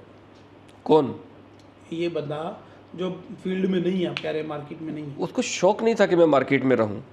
वो अपना पैसा लगा रहा है, अपना प्रॉफिट बना रहा है, अपना विड्रॉ कर रहा है। ही नो नीड अदर पीपल। हम तो मिलने उससे जब गए, मैंने उससे क्योंकि मेरी उससे, आपको पता है मेरी गपशप बड़ी ज़्यादा थी उसके साथ। आपको पता क्लाइंट से मेरी अच्छी रहती है गपशप। तो मैंने उससे कहा यार मैं आपसे मिलना चाहता हूँ, मैं आया हूँ लाहौर। तो उसने बोला शायद भाई मोस्ट वेलकम। तो मैं तो उससे वैसे ही पर्सनली मिला था उससे, मैं देखना चाह रहा था ना उस बंदे को। तो बड़ा इंस्पायर किया उसने हमें, बड़ा अच्छा प्रॉफिट बनाता था वो। फिर उसने पता नहीं 1-1.5 साल तक काम किया, फिर उसने सारा विड्रॉ ले लिया। फिर मैंने उससे पूछा क्यों, उसने बोला नहीं अब ब्रोकर चेंज करूँगा वरना ब्रोकर मेरे। हाँ, तो उसने कहा ब्रोकर अब चेंज करना पड़ेगा। अच्छा ये भी चीज़ है, ये हमने देखा है अक्सर, स्पेशली जो मेरे फेवरेट्स ब्रोकर हैं उनमें मैंने देखी है चीज़, लेकिन मैं नाम नहीं लूँगा क्योंकि वो अपने पैर पे अपनी कुल्हाड़ी हो जाएगी। तो वो करते हैं ऐसे कि आपका ये बिल्कुल ठीक चल रहा है ना, 3 महीने तक अच्छा चल रहा है, तो उसमें अचानक कोई प्रॉब्लम इंजेक्ट कर देंगे, लीवरेज कम कर देंगे या कोई इस तरह का सीन पार्ट कर देंगे कि वो जो ईए का काम करना है डिस्टर्बनेस आ जाएगी उसमें। तो वो एक छोटे से एरर की वजह से वो जो रोबोट या ईए मेरा प्रॉफिट कर रहा था, अपनी स्ट्रैटेजी प्रॉफिट कर रही थी, वो लॉस करना शुरू कर देगी। नहीं मैं, और मेरा बिलीव सेट हुआ है कि नहीं यार ये तो रिकवर कर ही लेता है, खुद ही रिकवर करता है, नो प्रॉब्लम। इसी चक्कर में वो फिर लॉस हो जाता सारा का सारा पैसा। यानी कि जैसे ही मेरा कॉन्फिडेंस डेवलप हुआ, जैसे ही शायद जैसे बंदे बाहर से देख रहे थे, कंपनी ने कोई ना कोई गेम डाली और वो जो स्पेशली 8 या 9 महीने भी मैंने चलते हुए देखे हैं रोबोट ये। मैं आपकी लाइफ, मैं आपको इसके में थोड़ा सा ऐड करना चाहूँगा। इसमें ऐसा नहीं है 100% के ब्रोकर ने कुछ प्लग इन लगा दिया, ऐसे बहुत सारे लोग कहते हैं। एक्चुअली होता क्या है, जो मार्केट है ना, आप मार्केट की करंट सिचुएशन को देखते हुए या उसका बिहेव देखते हुए आप अपना एक ईए सेट करते हैं। फ्यूचर तो कोई प्रेडिक्ट नहीं कर सकता, तो उस हिसाब से आपने अपना ईए को सेट डिज़ाइन किया होता है। तो मार्केट ना हर 3 से 6 महीने बाद अपना बिहेव चेंज करती है। अगर कोई अच्छा ईए डेवलपर होगा तो वो हर 3 महीने बाद अपने ईए को डेवलप करेगा, रीडेवलप करेगा, अपडेट करेगा। हाँ, अगर वो अपडेट कर रहा है देन इट कैन कंटिन्यू। अगर अपडेट नहीं कर रहा तो दैट डजंट मीन्स कि ब्रोकर ने कुछ कर दिया है। माइट पॉसिबल कि मार्केट के बिहेव चेंज हो गया और उसके सेंटीमेंट वही बैठे हुए हैं या उसकी सेटिंग वही बैठी हुई पुरानी वाली। मैं एग्री करता हूँ 100%। हर कंट्री मलेशिया नहीं है जहाँ पूरा साल आपको एक जैसा मौसम मिले। हाँ जी, नहीं है। हमारे पाकिस्तान में 4 मौसम है जी। कई जगह पे तो 6 महीने दिन रहता है, 6 महीने रात होती है। इमरान खान ने तो कहा था 5 मौसम है। 5 तो हम इमरान खान को बीच में नहीं लाते क्योंकि वरना हमारी वीडियो भी बैन हो सकती है पाकिस्तान में। अल्लाह खैर रखे। तो ये बात सच है, लेकिन यूजली ये देखा गया है कि रूल्स भी तो अपडेट होते हैं। इधर से ब्रोकर भी तो अपने आप को अपडेट कर रहा है। हाँ जी, ऐसे ही वो भी ब्रोकर भी अपडेट करते हैं चीज़ें अपनी। हाँ, ऐसे ही अपडेट करते हैं ना कि इस तरह के पिछले दिनों हमारे ब्रोकर ने क्या किया जी कि मैंने ऑयल को बाय किया था कोविड 2020 में, जब 2020 में जो जीरो पे आ गया था। हाँ 0 पे आ गया था, जी तो मैंने वो $17 से ऑयल को बाय किया।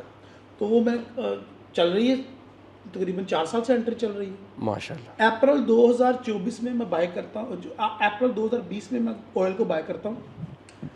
फिर मैं उसके बाद गोल्ड को बाय करता हूँ 1680 से, और लाइव स्ट्रीम पे पूरी दुनिया को बाय करवाता हूँ। फिर उसके बाद मैं कैड को बाय करता हूँ 2018 यानी कोविड के दिनों में 1.20 से USD कैड को। जी जी ठीक है। फिर उसके बाद GBP CHF को बाय करता हूँ नीचे से 1.13 से, सॉरी 1.909 1.07 से। ठीक है, लॉन्ग टर्म वाली ट्रेडिंग है। हाँ। फिर उसके बाद मैं यूरो USD को बाय करता हूँ 0.98 से, हिस्टोरिकल लो जी जी जी जी सही जो था। करंट लगा। और ये सारी चीज़ें मैंने लाइव स्ट्रीम पे की हुई हैं, लोगों को करवाई हैं साथ में। सही हो। अचानक एक दिन ब्रोकर को कीड़ा काटता है कि यार ये तो पैसा बना रहे हैं इतना ज़्यादा बना रहे हैं। क्योंकि हमारे ब्रोकर की खास बात ये थी कि वो हमसे स्वैप नहीं लेता, कोई चार्ज एडमिन फी भी नहीं। नो स्वैप, कोई चीज़ नहीं। तो पिछले 4-5 साल से वो ट्रेडें लगी हुई थी। अब वो मेरे लिए अवार्ड थी कि मैं जिसको बुलाता दिखाता था, शायद भाई देखो ये मैंने 4 साल से ऑयल को हाई बाय, ओ यार तो 4 साल से ऑयल को, शायद भाई ये देखो मैंने गोल्ड को 1680 से गोल्ड को पकड़ा और ये लाइव करवाया, वो तूने 1680 से पकड़ लिया। फिर जी मैंने XNG के ऊपर पिछले जो ट्रेड करवाई हैं, XNG पे तो बड़ा काम बना। $2 लाख जो है वो लोगों ने विड्रॉ करवाया। गो के मैं उतना नहीं कमा सका जितने माशाल्लाह हमारे रिस्क टेकर हाँ रिस्क रिस्क भी तो उन्होंने लिया ना। तो ब्रोकर ने क्या किया, एक दिन कीड़ा काटता हमको कि यार क्यों ना हम एडमिन फीस अप्लाई करें आफ्टर 1 वीक। तो वो एडमिन फीस अप्लाई करता है, अपनी टर्म्स को अपडेट करता है, और जनाब हमारी वो 4 साल की, 6 साल की, 5 साल की, 2 साल की जो ट्रेडें लगी हुई थी, उनको कहता है भाई कट करो वरना मैं एडमिन फीस अप्लाई करूँगा। तो स्वैप का नाम चेंज किया जाता है और उसको रख के अप्लाई कर दिया जाता है। तो ब्रोकर भी तो अपने आप को अपडेट करता है ना। यही बात है ना। एक्चुअली देखिए, मैं ऑनेस्टली स्पीकिंग इस चीज़ को, क्योंकि मैं अंदर रहा हूँ, मैं नहीं समझता कि ये गलत है। अब मैं कोई ब्रोकर की फेवर में नहीं हूँ, मैं बताता हूँ क्यों। देखिए, एक ट्रेड आपने 5 साल से ओपन की हुई है, वो जो आपकी ट्रेड है ना, उस ट्रेड का जिम्मेदार कौन है? ब्रोकर जिम्मेदार है ना उसका। अब उस जिम्मेदारी की, मान के चलो उसकी सिक्योरिटी की, उसकी कुछ ना कुछ तो फ़ी होनी चाहिए। आप बैंक में जाओ, जाके उनको बोलो भाई ये मेरा 10 तोला सोना है, मैं आपके पास रख रहा हूँ अपने बैंक के अंदर। बैंक आपको बोलेगा मंथली इतने में चार्जेज लूँगा। हालांकि उनका जो लॉकर रूम है वो तो सेफ़ है ना, उसके अंदर गोल्ड रखेगा, आपका मंथली चार्जेज आपको पे करने पड़ेंगे। वो वाई उसमें ये थ्रेशोल्ड भी तो है ना। क्या थ्रेशोल्ड भी तो है ना कि मेरा बैंक कहता है यार कि तुम अकाउंट ओपन करो तो तुम मैं ATM कार्ड, चेकबुक, सारा कुछ फ्री देता हूँ, लेकिन थ्रेशोल्ड ये है कि तूने 25,000 से ज़्यादा पैसे रखने हैं इसके ऊपर। ओके। जिस दिन 25,000 से कम पैसे किए ना, तो मैं मंथली फीस अप्लाई करूँगा तुम पे। वो अलग चीज़ है। मैं ये कह रहा हूँ, जो चीज़ आप दे रहे हो उसको, हाँ, आपने गोल्ड रखवाया ना, इसमें भी शर्त ही है ना, थ्रेशोल्ड ही है ना। आपको महीने का पे करना पड़ेगा बिला वजह। नहीं, उसमें भी थ्रेशोल्ड ही है ना कि बैंक मेरे पे टर्म लगाता है कि यार इसकी 25,000 रुपया इस बॉक्स की मंथली या वीकली या 2500 की फीस है, ठीक है। लेकिन अगर तुम्हारा इतना डिपॉजिट होगा, ये इतना तुम्हारा होगा बिजनेस, तो हम तुम्हें फ्री कर रहे हैं। ना हाँ, ये गोल्ड में ऐसा नहीं है। जो चीज़ आपने उनको दी है ना, उसका पैसा आपको पे करना ही पड़ा जब तक आप वो वापस नहीं ले लेते। इसी तरीके से आप ब्रोकर में पैसे डाल के छोड़ दो, हाँ, ठीक है। आपने डॉलर 100 रुपये का 200 रुपये के हिसाब से लिया और आपने $10,000 डिपॉजिट कर दिया। अब आपको पता है मेरा ब्रोकर में पैसा पड़ा है, सेफ है। अब ना तो आप ट्रेड कर रहे हो, ना आप कुछ कर रहे हो, और वो पैसा आपका पड़ा हुआ है, वो 100 से 150 हुआ, 200 हुआ, 250 हुआ, अभी तो मेरे ख्याल से 300 के पास है। अब मुझे बताइए, ये पूरे आपके पैसे की सेफ्टी जो है ना, ब्रोकर की जिम्मेदार है। और इस सेफ्टी से, इस काम से ब्रोकर को कुछ भी नहीं मिल रहा, क्योंकि ब्रोकर अर्न करता है आपकी ट्रेड से। जितना ज़्यादा आप ट्रेड करते हो, जितना ज़्यादा वॉल्यूम जनरेट होता है, उससे अर्न करता है वो। कुछ जो प्रॉफिट लॉस पे अर्न करते हैं, दैट इज़ डिफरेंट स्टोरी। मैं ये नहीं कह रहा हर ब्रोकर जो है ना बी बुक चलाता है। हम इस तरफ ही आ जाते हैं। अब एक मैं बता इसको कंप्लीट कर देता हूँ। तो ये जो फ़ी चार्ज करना शुरू करते हैं ना, वो इसकी वजह ये होती है कि चूंकि आपकी ट्रेड हमारी जिम्मेदारी है और आपकी ट्रेड जो चल रही है इसको कुछ भी होता है तो हम इसके जिम्मेदार हैं और जिम्मेदारी भी हैं ब्रोकर। ब्रोकर्स की सेफ्टी ठीक है, मैं समझता हूँ, तो इस वजह से वो चार्जेस लगाते हैं, माइनर से होते हैं आई बिलीव। माइनर नहीं होते, अच्छा चलिए, अच्छे खासे होते हैं। अच्छा मुझे ये बताएं, अब आपकी वो स्ट्रैटेजी भी लोग सुनना चाह रहे हैं ना? हाँ जी, हाँ जी। कमेंट में जल्दी जल्दी लिखो कि अगर आप शाहिद भाई की स्ट्रैटेजी सीखना चाह रहे हैं तो वो भी आपको बता देते हैं। मुझे ये बताएं कि ये मिथ, क्योंकि आप ब्रोकरेज के अंदर रहे हो, जी जी, ये मिथ है कि जी सारे भी बुक चलाते हैं, नंबर 1। ओके। नंबर 2, ये भी मिथ है कि हम जितना लॉस करेंगे ब्रोकर का फ़ायदा है। वो उसके भी बारे में आप क्या कहते हैं? जी देखिए, मैं ये कहना चाहूँगा एक्चुअली होता क्या है कि ब्रोकर्स के पास चॉइस होती है। आपने ट्रेड किए, आपकी ट्रेड चाहे वो ब्रोकर अपने पास रखे चाहे आगे लिक्विडिटी प्रोवाइडर को दे दे, वो ब्रोकर की मर्ज़ी है, उससे क्लाइंट का कोई कंसर्न नहीं होना चाहिए। उसकी मैं 3-4 चीज़ें आपको क्लियरली बताता हूँ। देखिए, जब ब्रोकर आपकी ट्रेड आगे लगाता है तो उसमें ब्रोकर को कुछ भी फ़ायदा नहीं होता आपके लॉस से या आपके प्रॉफिट से। अब ब्रोकर कौन सी ट्रेड आगे लगाता है, कौन सी ट्रेड अपने पास रखता है? देखिए, ब्रोकर्स जो हैं उनके पास इनके अपने एल्गोरिथम हैं या अपनी बहुत सारी स्ट्रेटजीज़ वगैरह हैं। आप 3 ट्रेड लगाते हैं, 3 ट्रेड आप एग्जीक्यूट करते हैं ना, चाहे वो 0.01 से किए, चाहे 1 स्टैंडर्ड से किए या 10 स्टैंडर्ड से किए, 3 दफ़ा आप ट्रेड करते हो, ब्रोकर को पता चल जाता है इस क्लाइंट को मैंने कहाँ डालना है। इसको मैंने आगे लगाना है या इसको मैंने अपने पास रखना है। अब क्या होता है, जितने भी बड़े ब्रोकर्स हैं ये कभी भी ख़तरनाक ट्रेडर्स को अपने पास नहीं रखते हैं, आगे लगाते हैं। और आगे लगाएं या अपने पास रखें, as long as they are paying you your withdrawal on time, I don't think कि किसी को क्लाइंट को प्रॉब्लम होनी चाहिए। क्योंकि जब आपने ट्रेड आगे लगा दी, आगे क्या है, लिक्विडिटी प्रोवाइडर। लेकिन यहाँ पे इशू है ना मेरा, जी, इशू ये है कि मैंने 3 ट्रेडें लगाई फनी मूड में, मैंने पी हुई थी, ठीक है, या वट एवर यू थिंक, ठीक है। ब्रोकर को लगा यार ये तो बुद्धू सा ट्रेडर है, ओके, ठीक है, ब्रोकर ने डाल दिया इसको डस्टबिन में, ओके, ठीक है, अपने पास रख लिया, हाँ जो भी किया ब्रोकर ने।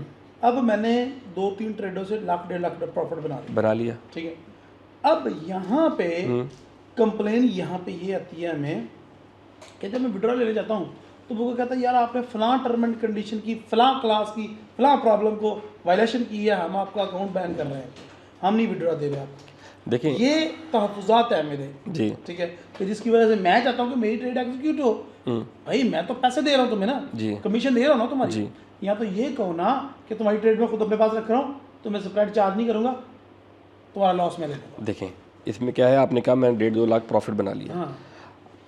मैं आपसे ही सवाल पूछता हूँ as a mentor, as a काफ़ी एक्सपीरियंस है आपका, आपको 1.5-2 लाख डॉलर प्रॉफिट बनाने के लिए फॉर एग्जांपल कितना बड़ा अकाउंट हो आपका और ये कितना टाइम लगेगा आपको बनाने में? मेरे ख्याल से तो कोई टाइम नहीं लगेगा। अच्छा, क्योंकि जब आप फिर तो अकाउंट बड़ा होना ज़रूरी है ना? ना ना ना ना, $1000 से आप 1.5 लाख बना सकते हो एक महीने में? ना ना ना ना, यही तो मैं कह रहा हूँ कि जब मेरा $1000 5 मिनट में उड़ सकता है, जो आपने एग्जांपल दी है, $1 लाख बंदे ने डाला, डूब गया, $1 लाख, तो 1 लाख को 2 लाख या 3 लाख होने में भी टाइम नहीं लगेगा।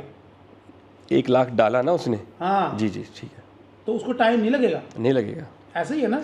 1 लाख को 2 लाख बनाने में टाइम नहीं लगेगा, 1000 को 3000 करने में या 5000 करने में भी टाइम नहीं लगेगा। आप कह रहे हो कि आप फंडामेंटल ट्रेड का मजा लेते हो, ऐसे ही और आप कहते हो कि फंडामेंटल ट्रेड है, तो फंडामेंटल के टाइम पे ये होता है कि अगर मैंने $1000 डाला ना जी, और मार्केट ने मूव मेरी साइड में कर दी, तो $1000 को $7000 से $9000 होने में ना टाइम नहीं लगेगा। डेफिनेटली नहीं लगेगा। अगर आपने एक स्टैंडर्ड लॉट भी लगाई है, 100 पे मूव करती है आपकी, तो आपको $1000 बन जाता है, ठीक है।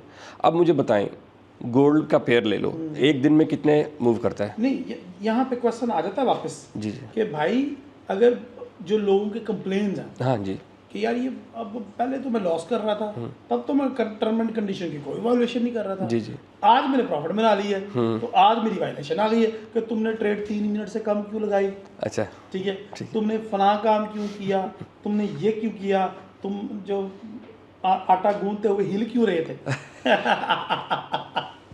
ये प्रॉब्लम है ना। देखिए मैं आपको बताता हूँ, जो बड़े ब्रोकर्स हैं ना, वो कभी भी आपका विड्रॉ नहीं रोकते, ठीक है। जो आपके पास ऐसे आजकल जो आपको पता है ना, हर महीने बल्कि हर 10 दिन बाद कोई नया ब्रोकर तैयार हो रहा है आजकल। इस तरह के ब्रोकर में अगर आप काम करेंगे ना, तो आपके साथ इस तरह की प्रॉब्लम आपको फेस करना पड़ेंगे। जो बड़े ब्रोकर हैं, आपने जेन्युइन डिपॉजिट किया है, जेन्युइनली आपकी ट्रेड है, जेन्युइनली आपने प्रॉफिट बनाया है, whatever they asking to you, आप डायरेक्टली उसको शो करा दो। अच्छा, कोई ऐसी स्टोरी भी होगी आपके पास जी, अगर है तो शेयर कीजिएगा कि कोई क्लाइंट आया, उसने छोटा मोटा डिपॉजिट किया और बहुत बड़ा विड्रॉ ले लिया या मांग लिया और बाद में लॉस कर दिया। ऐसे मलेशियन एक क्लाइंट था हमारा, उसने $50 डिपॉजिट करके मेरे ख्याल से वो तकरीबन $10,000 तक वो विड्रॉ लेता रहा था। मतलब कंटिन्यूसली वो डिपॉजिट प्रॉफिट विड्रॉ। जैसे मैंने आपको बताया उनका, उन्होंने 50,000 डिपॉजिट करके वो हर महीने 10-20 हज़ार बनाते थे, 10 18 15 10 18 15 20 8 इस तरीके से होता था। बट ऐसा नहीं होता कभी भी कि किसी ने $50,000 डिपॉजिट करके एक महीने में 5 लाख कर लिया। वो तो समझ ले वो वही होता है, क्या नाम है उसका, गैमलर ही है वो। तो उसमें कोई गारंटी नहीं है कि वो इतना बनाएगा। और $50 से भी ये जितना आप कह रहे हैं बिल्कुल जेन्युइन ट्रेड से बनाया उसने, बड़ा टाइम लगा उसको। बट ये कि 6-8 महीने बाद वो हर महीने अच्छा विड्रॉ मारने लगे। इनसाइड ट्रेडिंग वाला भी कॉन्सेप्ट है। इनसाइड ट्रेडिंग वाला कॉन्सेप्ट है, बट क्या है वो एक्चुअली होता क्या है मार्केट के अंदर कि कोई भी न्यूज़ आने से पहले आपको कोई इनसाइड ट्रेडर हो या कोई उस न्यूज़ या उस इवेंट का कोई ऑर्गेनाइज़र आपको कुछ खबर बता दे और उस खबर को बेस बना के आप ट्रेड करो, तो that is called inside trader. For example क्या है कि एनएफपी आने वाला है, एनएफपी के अंदर कुछ भी जो उन्होंने जो भी पॉइंट्स आगे पीछे करने हैं, अब वो जो मीटिंग ग्रुप है, वो जो इवेंट होगा उसमें मान के चलो मैं बैठा हूँ, तो मुझे पता लग गया कि आज एनएफपी न्यूज़ पे क्या होना है। मैं आपको बताया तो राहिल भाई आज जो है ना ये होगा, so you can do this. तो आप क्या क्या बेच के पैसा लगाओगे मार्केट में, ये बताओ। आपके पास क्या क्या है जो आपको लगता है मैं बेच के मार्केट में लगा दूं, अगर मैं आपको ऐसी न्यूज़ दे दूं तो? अच्छा, मुझे ये बताएं। नहीं, मुझे पहले जवाब दे दें ताकि ऑडियंस को समझ में आ जाए बात। हाँ, और बिल्कुल सही है, मैं तो सारा कुछ बेच के लगा। एग्जैक्टली, क्योंकि आपको इनसाइड ट्रेडर की, इसको कहते हैं इनसाइड ट्रेडिंग। अच्छा, ये भी आगे चल जाए जी, इसी से आगे निकल जाते हैं अगर आप ये चाहते हैं तो। ये इनसाइड ट्रेडिंग है जी कि डाटा पॉजिटिव आएगा। ओके, ठीक है, ये डाटा आएगा, ये नंबर आएगा जी, वो नंबर ही आता है, डाटा पॉजिटिव ही आता है। डाटा पॉजिटिव आया, डॉलर के हक में आया, डॉलर को तो ऊपर जाना चाहिए, हक में आया तो को, यूरो को, ब्रिटिश पाउंड को जी उसकी निस्बत कमजोर होना चाहिए। लेकिन जी होता क्या कि राहिल भाई सारा बेच बाज के लगा देते हैं। हाँ, और शाहिद ने जो कहा था डाटा भी वैसा ही आया, लेकिन मार्केट क्रैश होने की बजाय मार्केट तो पंप हो गई और गोल्ड में स्ट्रेंथ आने की बजाय गोल्ड में वीकनेस हो गई। देखिए ऐसा तो नहीं होता, कहाँ नहीं होता। ऐसा तब होता है जब दो न्यूज़ एक साथ आ रही होती हैं कि एक न्यूज़ ने कहा कि भाई ये होगा जिससे डॉलर स्ट्रांग होने वाला है, but in the same time जैसे मान के चलो, मैं आपको एग्जांपल देता हूँ। मैं आपको एक हमारी बातचीत चल रही है, एक हमारा मतलब कि इंटरव्यू चल रहा है या कह लें हमारी डिस्कशन चल रही है, तो मैंने आपको, आप ऑस्ट्रेलिया हैं, मैं अमेरिका हूँ, मैंने आपको कहा कि भाई मैं आपको जो ना इतना टन गोल्ड देने को तैयार हूँ, या आपने मुझे कहा आप ऑस्ट्रेलिया में हैं, मैं ख्याल ऑस्ट्रेलिया में सबसे ज़्यादा सोना होता है, तो ऑस्ट्रेलिया में हैं आपने, और आपने कहा ऑस्ट्रेलियन गवर्नमेंट ने अमेरिकन गवर्नमेंट को कहा कि हम आपको इतना गोल्ड देने को तैयार हैं। बातचीत चल रही, जैसे ही उसने कहा गोल्ड देने को तैयार हैं, तो इसका मतलब ये हुआ डॉलर स्ट्रॉन्ग, ठीक है। अब जैसे ही उसने कह दिया तो डॉलर स्ट्रॉन्ग हो रहा है, लोग देख रहे, ओह डॉलर आने वाला है। फिर क्या हुआ, मैं भी हैप्पी हो गया। गोल्ड की बात कर रहे हैं ना? जी, तो गोल्ड स्ट्रॉन्ग हुआ या डॉलर? नहीं, अगर आप मुझे गोल्ड देंगे तो मैं बाय कर रहा हूँ ना आपसे, गोल्ड मेरे पास आ रहा है। जब मेरे पास गोल्ड जितना ज़्यादा होता है उतनी इकोनॉमी उसकी बेटर होती है ना। गोल्ड, हाँ, ठीक है ना, तो वो उसकी स्ट्रॉन्ग होगी ना उसकी। अब हमारी डिस्कशन चल रही थी तो गोल्ड पंप हो गया ऊपर, डेफिनेटली उसने होना था, ऊपर जाना ही था। डॉलर पंप हुआ, सॉरी, डॉलर ऊपर गया, ऊपर जा रहा है। अब हुआ क्या कि आपने रख दी कंडीशन, हमारी आधे घंटे की इस स्पीच के दौरान आपने एक कंडीशन रख दी, भाई ये कंडीशन है। हमने बोला नहीं भाई ये तो नहीं हो सकता, तो वो पंप कब डंप पे चेंज हो गया। एग्जैक्टली तो इस तरीके से मार्केट अप एंड डाउन होती है। हमें जो व्यूअर्स अब काफ़ी वेट कर रहे हैं, उनको मैं मेरे पे काफ़ी गुस्सा आ रहा है कि शाहिद भाई जो देने लगे थे ना, जी उनको देने दो। अच्छा देखिए शाहिद भाई ये जो स्ट्रेटजी आप बताने लगे हैं जी, कि कभी नुकसान नहीं होगा, प्रॉफिट ही होगा, ठीक है, इंशाल्लाह। और इसको आप कितनी देर से इस्तेमाल कर रहे हैं? मैं जब से दोबारा स्टार्ट किया ना मैंने 2019 के बाद? 22 के बाद, 22 को छोड़ा था तो 23 के स्टार्ट में दोबारा शुरू किया। I am following that strategy. और आप प्रॉफिट कर रहे हैं? सन 2018 से भी मैंने ज्वाइन करना ये इसको फॉलो करना शुरू किया। 19 कोविड के दौरान की बात बता रहा हूँ मैं आपको। तो आपने जब 2022 में दोबारा डू प्राइम को ज्वाइन किया, तब आपने फिर दोबारा ट्रेडिंग स्टार्ट की? जी बिल्कुल। अच्छा, सन 2023 में मैंने डू प्राइम को दोबारा ज्वाइन किया। ओके। तो अब इंतजार की घड़ियां खत्म हुई, जी। दोस्तों को बता दें कि स्ट्रेटजी जी। क्या है। देखिए ऐसा है कि मैं लॉस नहीं होगा कभी, ये देखना जरा। डेफिनेटली नहीं होगा। देखिए मैं कोई आपको ट्रेडिंग की कोई स्ट्रेटजी नहीं बताने वाला। ट्रेडिंग की स्ट्रेटजी मुझसे बहुत अच्छा राहिल भाई एक्सप्लेन करते हैं। आपको लाइव बताते हैं, स्ट्रेटजीज बताते हैं, आपको सेंटीमेंट आपको बताते हैं, फंडामेंटल बताते हैं, आपको टेक्निकल बताते हैं। हज़ारों राहिल भाई की वीडियोस हैं और हज़ारों बाकी लोगों की भी वीडियोस हैं। हम फिर भी लॉस में, आवाम हमारी फिर भी लॉस में। तो क्या ये मार्केट सिर्फ लॉस के लिए बनी है? ऐसा नहीं है। अगर आप कहो कि कोई प्रॉफिटेबल ट्रेडर आपको देखने वाले हैं तो बहुत सारे ट्रेडर हम आपको बता सकते हैं, दिखा सकते हैं जो प्रॉफिट बनाते हैं। अभी मैं बताता हूँ कि आपने किस तरीके से आप प्रॉफिटेबल ट्रेडर बन सकते हैं। कुछ 4-5 पॉइंट्स हैं मेरे, वो याद रखें और आंखें बंद करके उनको फॉलो करना शुरू कर दें। उसके बाद दुनिया में कुछ नहीं करना आपने। ये काम आप करो, उसके बाद फॉरेक्स इंडस्ट्री में और कोई काम नहीं करना। और कोई मैं बहुत बड़ी ऐसी मंतक भी नहीं बताने वाला जो इम्पॉसिबल है। सिंपल से आपको 5-6 पॉइंट बताता हूँ। नंबर 1 पॉइंट आपने ये करना है कि जिस भी मेंटोर के साथ आप काम कर रहे हो, जिससे भी आप सीख रहे हो, राहिल भाई से सीख रहे हैं, इनके कोर्स से सीख रहे हैं, इनकी लाइव सेशन से सीख रहे हैं, आप इनको प्रॉपर चैनल से इनका पूरा कोर्स आप देखो। बेसिक से लेके इंटरमीडिएट से लेके एडवांस लेवल से लेकर सारी चीज़ों को स्टेप बाय स्टेप, शॉर्टकट नहीं मारना। पहली चीज़, आप इन तमाम चीज़ों को स्टेप बाय स्टेप लेके चलो और अच्छे से सीख लो। एक चीज़, पहला स्टेप ये कि आपने सीख लिया अपने इस बिज़नेस को। दूसरी चीज़, शायद आपको दूसरे मेंटोर इस चीज़ को रेकमेंड ना करें, बट मैं फिर भी करूँगा कि आपने इस इंडस्ट्री में अगर रहना है तो आपको फंडामेंटल पे ज़रूर काम करना पड़ेगा। आप यूएस की न्यूज़, न्यूजीलैंड की, गोल्ड, ये जो मेजर पेयर्स हैं हमारे, इनकी न्यूज़ पर आपको लाजमी फोकस करना है। चाहे आपको आपका मेंटोर एक्सप्लेन करता है, उसके बावजूद भी आपको खुद भी उसके ऊपर काम करना है। बहुत मुश्किल काम है, आई अंडरस्टैंड दिस, कि फंडामेंटल को समझना रियली डिफ़िकल्ट थिंग। बट क्या है कि अगर आप अपने मेंटोर के साथ जुड़े हुए हैं ना उनके साथ, तो he will make easy for you कि कैसे फंडामेंटल को समझना है। दूसरी चीज़, तीसरी ये कि जब आपने ट्रेडिंग सीखनी है ना, ट्रेड करना सीखना है ना, तो आपने 2 अकाउंट बनाने। एक आपने डेमो अकाउंट बनाना है जिसमें आपने अपनी जो उल्टी सीधी ट्रेड है ना वो आपने उसमें करनी है। सीखने के लिए जो ट्रेड करना है आपने रियल अकाउंट बनाना है। डेमो अकाउंट से कभी कोई नहीं सीख सकता राहिल भाई, मेरा पर्सनल एक्सपीरियंस है। डेमो अकाउंट में हर बंदा इतना सीख जाता है कि वो मास्टर बन जाता है और रियल अकाउंट में आते ही छुट्टी। इसलिए सीखना आपने रियल अकाउंट में $50 से स्टार्ट करो, $100 से स्टार्ट करें और आपने उसको अपने जो भी आपके मेंटोर हैं, आज यूट्यूब चैनल पे भी हमने ये डिस्कशन की थी, जो भी आपने मेंटोर हैं उसकी कही हुई जो भी बातें हैं, जो भी उनकी सिखाई हुई चीज़ें हैं, उनको मद्देनज़र रखते हुए आपने ट्रेड सेटअप बनाना है और आपने ट्रेड करनी है 0.01 की, और आपने उसको ऑब्जर्व करना है। आपका टीपी हिट होता है और एसएल हिट होता है, और बग़ैर टीपी एसएल के समझ लो कि मौत है ट्रेड करना। जिस दिन आपने एक ट्रेड की और एसएल टीपी नहीं लगाया, आप अपने आप को उस दिन शीशे में खड़े होकर कह देना you are fail. This is the, मैं आपको ऑनेस्टली बता रहा हूँ, यही कामयाबी का राज है फॉरेक्स ट्रेडर्स का। अच्छा, चौथी चीज़ कि आपने क्या करना है, 0.01 की आपने ट्रेड करनी है एक, अगर आपका $100 का अकाउंट है तो।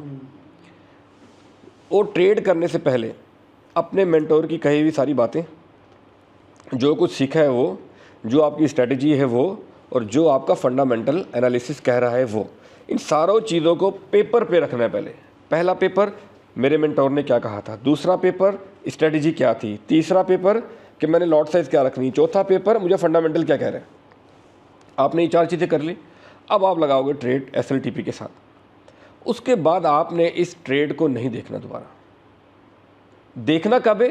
ट्रेड लगाने से पहले। जब ट्रेड लगा दी आपने, अब आपने इस ट्रेड को नहीं देखना, इसको आप छोड़ दो, एसएल की तरफ जा रहा है, जाने दो, no problem at all. SL लगते हैं, टीपी की तरफ जा रहा है, जाने दो। ये नहीं सोचो कि यार $2-4 रहते हैं मैं काट देता हूँ, कहीं मार्केट यहाँ से वापस ना हो जाए मैं काट देता हूँ। क्योंकि आपको पता है कि बहुत सारे लोग ऐसे हैं जो प्रॉफिट वाली ट्रेड को जल्दी क्लोज कर देते हैं और एसएल वाली की तरफ जो लॉस वाली ट्रेड जा रही होती है उसको एसएल तक जाने देते हैं। तो ये प्रॉब्लम है हमारा। आपने जो भी चीज़ चेक करना है, मार्केट को देखना है, वो आपने ट्रेड लगाने से पहले देखना है। जब आपकी ट्रेड एग्जीक्यूट हो जाए उसके बाद या तो एसएल हिट होगा या टीपी हिट होगा, और आपके साथ कोई लोग फॉलो कर रहे हैं आपको, और वो अगर आपको मैसेजेस करें सर ट्रेड आ रही है इसको प्रॉफिट कर लो, उसको बोलो सर मैंने ट्रेड दी है आपको, एसएल भी दे दिया, टीपी भी दे दिया, don't talk to me any more. क्योंकि वो आपको प्रेशराइज करते हैं समटाइम और आप अपनी ट्रेड में उछल कूद करते हैं। ये है एक मेन चीज़। उसके बाद दिन में एक ट्रेड से ज़्यादा नहीं करनी है आपने। $500 का आपका अकाउंट है, yes you can trade may be maximum 2 trade per day. 0.01 की लगा दो ट्रेड, मैक्सिमम 0.02, उससे ऊपर तो पॉसिबल ही नहीं है। जिस दिन उसके ऊपर ट्रेड लगाओ, शीशे के सामने खड़े होकर बोल दो यू आर फेल। अब मैं आपको कुछ कैलकुलेशन बताता हूँ कि आपका अकाउंट कभी वॉश नहीं होगा। वो क्यों नहीं होगा? देखिए, अगर आपने $100 डिपॉजिट किया और आपने 0.01 की एक लॉट लगाई है, 100 पिप का आपने टीपी दिया, 100 पिप का आपने एसएल दिया, 100 पिप का एसएल मतलब $10 पर ट्रेड। अब देखिए, आपने ट्रेड लगाई, आपका एसएल हिट हुआ, यस $10 गए, आपने ट्रेड लगाई, आपका एसएल हिट हुआ, $10 हो गए, आपने ट्रेड लगाई, आपका एसएल हिट हुआ, 30 हो गए, ट्रेड लगाई एसएल हिट हुआ, 40, ट्रेड लगाई एसएल हिट हुआ, $50। सर जब आपके 5 ट्रेड्स कंसिस्टेंटली एसएल हिट हो जाए ना, तो यू शुड अंडरस्टैंड दैट कि आपने कुछ लर्न ही नहीं किया, यानी कि आपकी ट्रेडिंग अभी इतनी पक्की नहीं, आपकी ट्रेडिंग पक्की नहीं है अभी। आपको ट्रेडिंग आती नहीं, क्योंकि मार्केट में 50-50 है। एग्जैक्टली अगर आप सिक्का उछाल के भी ट्रेड करो ना, हेड आया बाय करूंगा, टेल आया सेल करूंगा जी, तो भी 50% चांसेस है ना। एग्जैक्टली आपके 5वीं बार 6ठी बार तो आ ही जाएगा वो टेल। तो ये हो ही नहीं सकता कि आप 6 ट्रेडें लगाई हैं, 5 ट्रेडें लगाएं और मार्केट आपको ऐसे हिट कर दे, एसएल हिट कर दे। अगर आप ऐसा है तो फिर आपको ट्रेडिंग आती नहीं, ट्रेडिंग ही नहीं आती, फिर समझ लो कि you are not for the trading. अच्छा, आप 101 की निस्बत से ट्रेड करने को कह रहे हो, 100 टीपी 100 एसएल स्टार्टिंग में, हाँ स्टार्टिंग में इसलिए कह रहा हूँ क्योंकि देखें स्टार्टिंग में ना चांस होना चाहिए बंदे के पास। तो क्या होगा, आपके जब तक 10 एसएल कंसिस्टेंटली ना हिट हो ना, आपका $100 का अकाउंट नहीं वॉश होने लगा। 10 ट्रेडें कंसिस्टेंटली आपके एसएल हिट हो गए तो उसके बाद तो बचता ही कुछ नहीं ना, आपने सीखा ही कुछ नहीं। इसका मतलब अगर आपकी 5 के बाद भी 2 टिपियाँ लग जाती हैं, 5 ट्रेड की 2 आपकी टिपियाँ लग गई $10 वाली, तो आपका अकाउंट फिर $70 पे हो गया ना। पहले 5 से चला गया 50 पे, 2 टिपियाँ लगी 70 पे हो गया। तो कब ये वॉश होगा अकाउंट आपका? ये वॉश नहीं होता, कभी भी वॉश नहीं होगा। ये वॉश तब तक नहीं होगा जब तक कि ये रूल को फॉलो करेगा। एग्जैक्टली 0.01 की बार लगानी है और मैंने एक टाइम पे 1 लगानी है, मैंने एक दिन में 1 लगानी है जी। तो इसके अकाउंट को वॉश करने के लिए भी ना मुसलसल अगर ट्रेड कर रही है जी, तो 3 से 4 वीक चाहिए, मतलब 1 महीना। एग्जैक्टली रफली 1 महीना। रफली 1 महीना। अगर आप दिन में 1 ट्रेड भी कर रहे हैं तो 5 दिन में 5 ट्रेड, ठीक है, तो 20 ट्रेड। 1 टीपी जाएगा, 1 एसएल जाएगा, 2 एसएल आएंगे, 1 टीपी आएगा, 3 एसएल जाएंगे, 2 टीपी आएंगे, तो अकाउंट नहीं जाता, अकाउंट कहीं नहीं जाने लगा। अकाउंट तब जाएगा जब 0.02 लेके आएगा, एग्जैक्टली ट्रेड के ऊपर ट्रेड लेके आएगा, रिवेंज करके करेगा, लालच करेगा वगैरह वगैरह। एक और पॉइंट, आखिरी पॉइंट, कि आप अपनी लाइफ में फॉरेक्स इंडस्ट्री में अगर आप रहना चाहते हैं तो अपने लाइफ से, अपने फॉरेक्स इंडस्ट्री की लाइफ से आप रिकवरी वाले वर्ड को रिमूव कर दीजिए। आपने ट्रेड लगाई, एसएल हिट हुआ, don't think for recovery. Forex industry में रिकवरी नहीं होती है। रिकवरी जिसने भी करने की कोशिश की है उसने वाश ही किया। तो आपने क्या करना है, ट्रेड लगाई, ट्रेड लगाने से पहले सेटअप चेक किया, सेटअप चेक करके आपने ट्रेड लगाई, 1 ट्रेड लगाई, वो लगा टीपी या एसएल, ख़त्म बात। अब हम कल देखेंगे। मार्केट कुछ भी आपको कह दे, कोई भी मेंटोर आपको कुछ कह दे, तो बोला नहीं मेरा काम ख़त्म हो गया, आज जगह मेरा जो हो सकता था वो मुझे मिल गया, अगले दिन आपने ट्रेड करनी है। अच्छा, तो इसमें ये जो 3 रूल आपने बताए हैं, स्टार्टिंग में ना हम लोगों को चैलेंज देते थे। अच्छा, मैं इसमें चैलेंज देता था कि आओ अकाउंट वॉश करके दिखाओ, मेरे से डबल पैसे ले लो। अरे वाह। उसमें हम क्या करते थे कि उनको सिंपल 3 रूल लिखा, हाँ, इन रूल्स के अकॉर्डिंग लॉस करो। जी जी, बताओ कब अकाउंट वॉश करते हो, देखते हैं कब होता है वॉश। हाँ, सही। वो कहते हैं यार ये इन रूल्स के 3 छोटे छोटे रूल हैं, इन पे तो कभी अकाउंट वाश हो ही नहीं सकता। तो जब से राहिल भाई ये वाला रूल बनाए मैंने अपनी लाइफ के अंदर, कभी मेरा अकाउंट वॉश नहीं हुआ और अल्हम्दुलिल्लाह हमेशा प्रॉफिटेबल है। यही है फंडा। उसके अलावा technical, fundamental analysis, chart analysis, candlestick pattern, price action, VSA, ICT, ये सारे अपनी अपनी जगह, the all things that make you sure to trade execute in the market. ये सारी चीज़ें आपको श्योरिटी देते हैं कि कब आपने मार्केट में एग्जिट होना है। हमेशा याद रखें कि आप एंट्री और एग्जिट पॉइंट देते हैं। एंट्री और एग्जिट पॉइंट हमेशा याद रखें। आपको ये पता होना चाहिए कि मैंने कब ट्रेड करनी है, किस पेयर पे ट्रेड करनी है और कब मैंने एग्जिट होना है मार्केट से। तो दिस इज़ हाउ ओनली। ये बहुत सिंपल सी चीज़ है। मैं तो मोटिवेट करने के लिए यही कहता हूँ कि जिस दिन कोई एक भी रूल ब्रेक करो, आपको SL हिट हो जाए या आपको कुछ भी हो जाए, तो उस दिन आपने जाके अपने आप से कहना है कि yes you are failed today. अच्छा, मेरे पास जो 99% केसेस आते हैं ना, अभी थोड़ी देर पहले आपने मेरे से क्वेश्चन पूछा था कि रहील भाई जब आपके पास बच्चे आते हैं सीखने के लिए आते हैं, जी जी, तो वो क्या बन के निकलते हैं, हाँ क्या जी। रिजल्ट्स आते हैं, सही ठीक है। तो मेरे पास जो 1% तो आपको बताया था ना कि वो लोग हैं जो लोग कहते हैं यार सर ये हमने सीख लिया काम, हमारे वाला है ही नहीं, तो वो लॉस नहीं करते और मार्केट से लर्निंग पे पैसा जो लगाया होता है अपना पैसा बचा के निकल जाते हैं मार्केट से। वो तो बेहतर हो गया ना। बेहतर हो गया।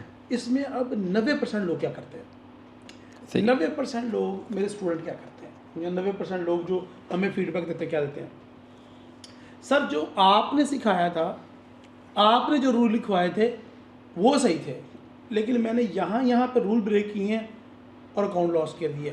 अब ये मेरी गलती है, आपने मुझे बताया था, अब अगली दफ़ा मैं नहीं करूँगा। अब उसको मैं ये कहता हूँ कि बेटा जो पहली दफ़ा अपने आप को नहीं ना संभाल सका, जी जी जी, तो अब रिकवरी के चक्कर में ना जाओ। मैं ये कहता हूँ आपकी बात को आगे बढ़ाने लगा हूँ। फॉरेक्स ट्रेडिंग में जो सबसे बड़ा स्कैम है ना जी, वो पता क्या, वो रिकवरी का। रिकवरी वाला लफ्ज़, सही बात है। कि मैं अब पुराना रिकवर करूँगा, मैं ये कर दूंगा, मैं पुरानी गलतियाँ रिपीट नहीं करूँगा। मेरे जहन में अब एग्जाम्पल ही बड़ी आई हवाई हंसी, ठीक है, तो वो नहीं देते, एग्जाम्पल नहीं देते हैं हम आपको, लेकिन ये रिकवरी वाला स्कैम है। जी जी, बिल्कुल ऐसे ही। अच्छा, अब एज अ मेंटोर जब मैं लोगों को सिखाता हूँ ना, तो लोग कहते हैं ये तो मोटिवेशनल स्पीकर है या ट्रेनर है, ये बात कर रहा है। अब ये शाहिद भाई के मुंह से जब चीज़ें आ रही है ना, तो आपको इसको इस तरीके से अपने अंदर कंसीव करना चाहिए कि यार ये बंदा वो है जो टेबल के दूसरी साइड में है। मतलब तो दूसरे साइड में देख भी रहा है और देखता भी रहा है, जो जमा पलाई इस फील्ड में है। एग्जैक्टली ऐसा ही है। अच्छा शायद अब लास्ट टॉपिक की तरफ आते हैं। मैं अपने बच्चों को नसीहत करता होता हूँ जी जी, कि यार शाहिद बन जाओ। अच्छा कैसे? कैसे? मैं हूँ शाहिद अफरीदी, आप ही नहीं हो शाहिद, मतलब आप जैसा बन जाओ। मैं उनको कहता हूँ बिजनेस, हाँ कि जॉब कर रहे हो, जॉब ना छोड़ो, ठीक है, हाँ ठीक है, जी जी, उसको अपना अर्निंग का जरिया रखो, एग्जैक्टली, ठीक है। बिजनेस करो, इसमें सर्वाइव करो, learn how to survive in forex market. Exactly. अच्छा, इसमें जो सबसे बेस्ट चॉइस होती है ना, जो मेरी नज़र में, उसमें आप बड़े ब्लेसफुल रहे हो कि आपको आपके फील्ड से रिलेटेड जॉब मिली है, ठीक है जी। अब क्वेश्चन मेरा ये है कि मैं अपने बच्चों को कहता होता हूँ कि मैंने तुम्हें तैयार किया ना, तो ब्रोकर में जॉब करो। वेरी गुड, ठीक है, सही। एक ब्रोकर को हर टाइम ज़रूरत होती है सेल्समैन की, हर टाइम। एक ब्रोकर को हर टाइम ज़रूरत होती है सपोर्ट एजेंट की, सपोर्ट की, बैकएंड मैनेजर की, बिल्कुल, लाइव चैट मैनेजर की, और भी 10 किस्म की जॉब होंगी। हाँ बहुत सारे डिपार्टमेंट्स ठीक हैं, है, रिपोर्ट। और एक ब्रोकर हर टाइम ना अच्छे बंदे तलाश करता है, ऐसे ही है। ठीक है। तो ये कैमरे के उस पार जो लोग बैठे हैं, जी जी, ये जानना ये चाहते हैं कि हम एक ब्रोकर में कैसे जॉब हासिल करें। देखिए मैं तो इस चीज़ पे थोड़ा कुछ और अपना राय देना चाहूँगा। ब्रोकर में कैसे जॉब मिल सकती है मैं वो भी बता दूँगा, बट पहले मैं ये कहता हूँ कि यार मेरे ख्याल से कि क्योंकि मैं अकाउंटेंट हूँ, तो मैं ये चाहता हूँ कि हर बंदा अकाउंटेंट होना चाहिए। उसकी मैं आपको वजह भी बताता हूँ। उसकी वजह ये है कि देखें, आप मान के चलें अगर आप महीने का 5 लाख कमाते हैं और हर 25 तारीख को आप परेशान बैठे होते हैं कि यार अब अगले 5 लाख आएंगे तो मेरा कुछ बनेगा, ये 5 दिन आपकी कड़की में गुजरते हैं। इन द सेम टाइम आपके पड़ोस में एक भाई ये रहते हैं, वो महीने का 50,000 कमाते हैं और बड़ा हैप्पीली 30 दिन वो अपने निकाल लेते हैं। तो इसका मतलब ये हुआ कि आपको अपने जो पैसे हैं उनको मैनेज करना नहीं आता है आपको। तो अकाउंट्स में यही समझाया जाता है, मनी मैनेजमेंट। आप कितने ही बड़े तुर्रम खान क्यों ना बन जाए। मैं जानता हूँ हमारे एक रिश्तेदार हैं, वो पायलट थे, उनकी महीने की तनख्वाह उस टाइम पे 10 लाख रुपए हुआ करती थी। मैं पुरानी बात बता रहा हूँ, छोटा होता था तो वो परेशान होते थे हर महीने। उनका बेटा भी परेशान होता था हर महीने, क्योंकि वो हमारा दोस्त था। तो कहते थे यार पैसों को लेके ये वो। तो हम लोग उसी बैच में थे, वहीं हमारे भी घर था, हम भी वहीं रहते थे। हमारा हो सकता है उस टाइम महीने का 50,000 1 लाख भी नहीं बनता हो, हम बड़े अच्छे से सर्वाइव कर लेते थे, बड़े अच्छे से गुजारा कर लेते थे। तो मैं ये समझता हूँ कि पैसे को कैसे यूटिलाइज़ करना है वो ज़रूर सीखो, ज़रूर सीखें। आप अकाउंट्स में यही सब समझाया जाता है, सिखाया जाता है। तो आप ये काम ज़रूर करें। जब आपको ये काम करना आ गया तो फॉरेक्स इंडस्ट्री में है ही सारा पैसे का उछल कूद, तो आपको बड़ा और भी समझ में आ जाता है।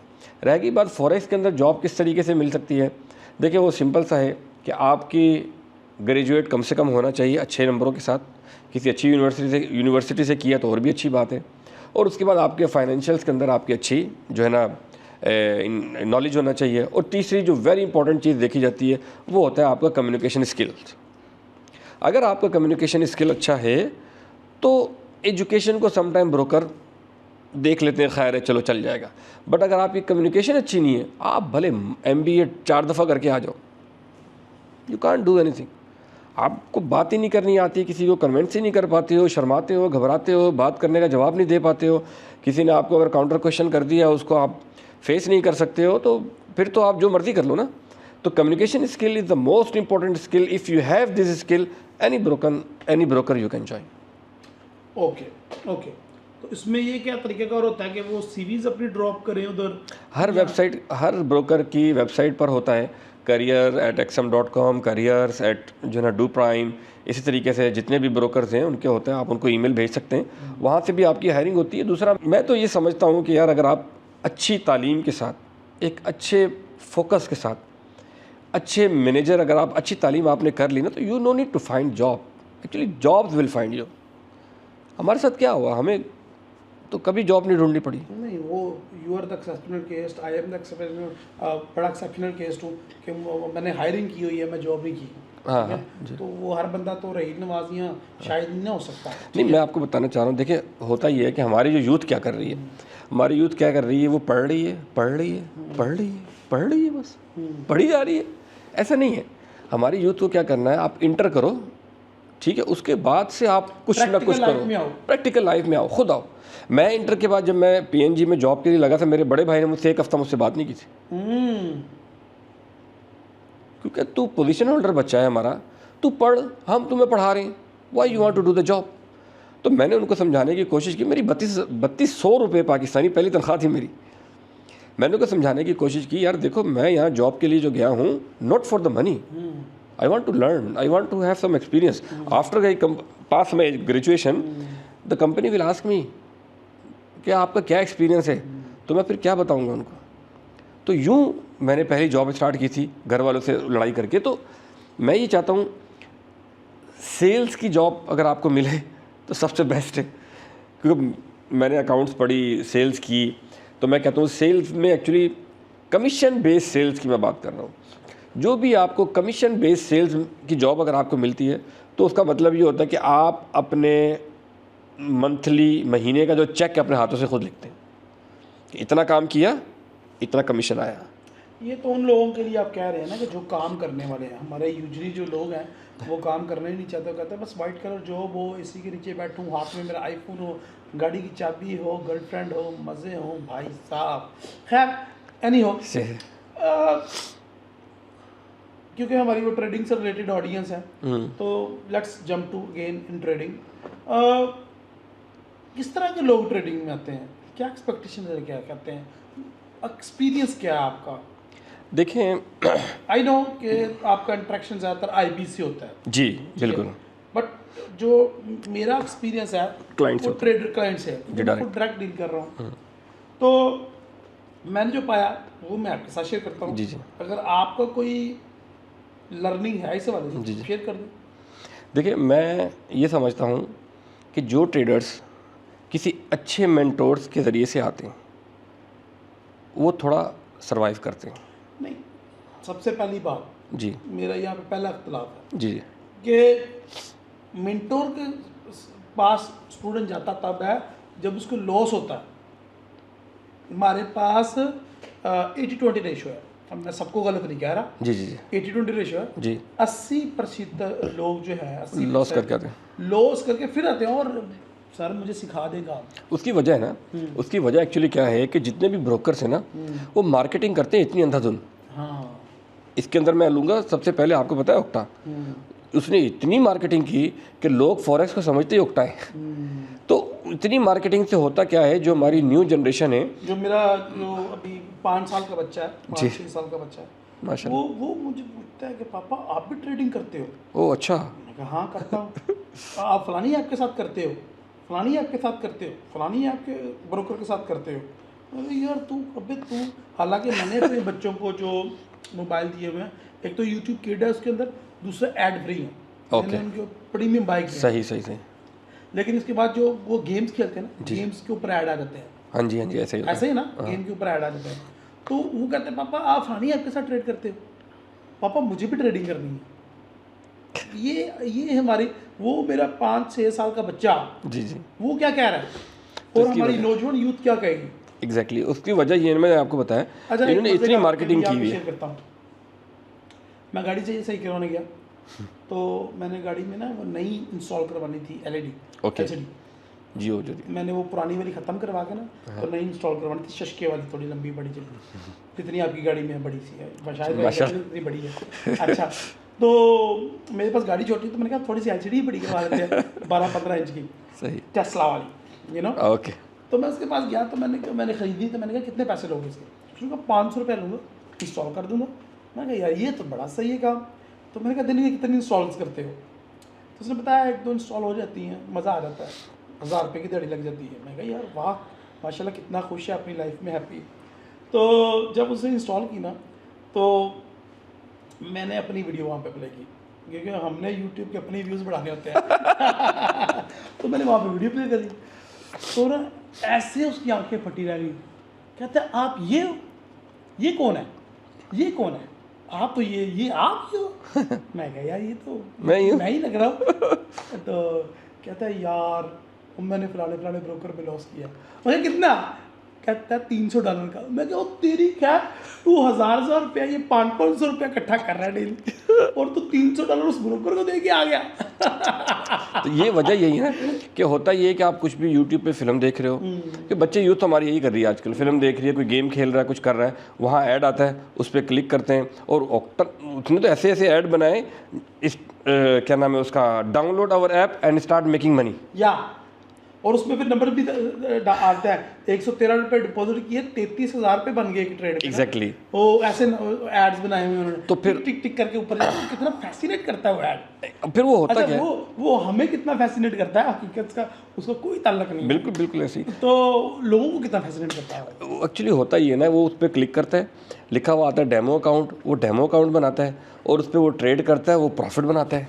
अरे यार मैंने तो 2 दिन के अंदर $200 बना लिए। सर यहाँ जहाँ मैं काम कर रहा हूँ 2 महीने में नहीं बनते इतने। तो फिर वो इस तरफ जाते हैं और वो लॉस करते, फिर आगे पीछे जाते हैं। अच्छा, हमारी जो ना पॉडकास्ट काफ़ी ज़्यादा लंबी हो रही है, तो इसको हम पार्ट 2 पे रखते हैं और इसके ऊपर रखते हैं टारगेट 500 लाइक्स का।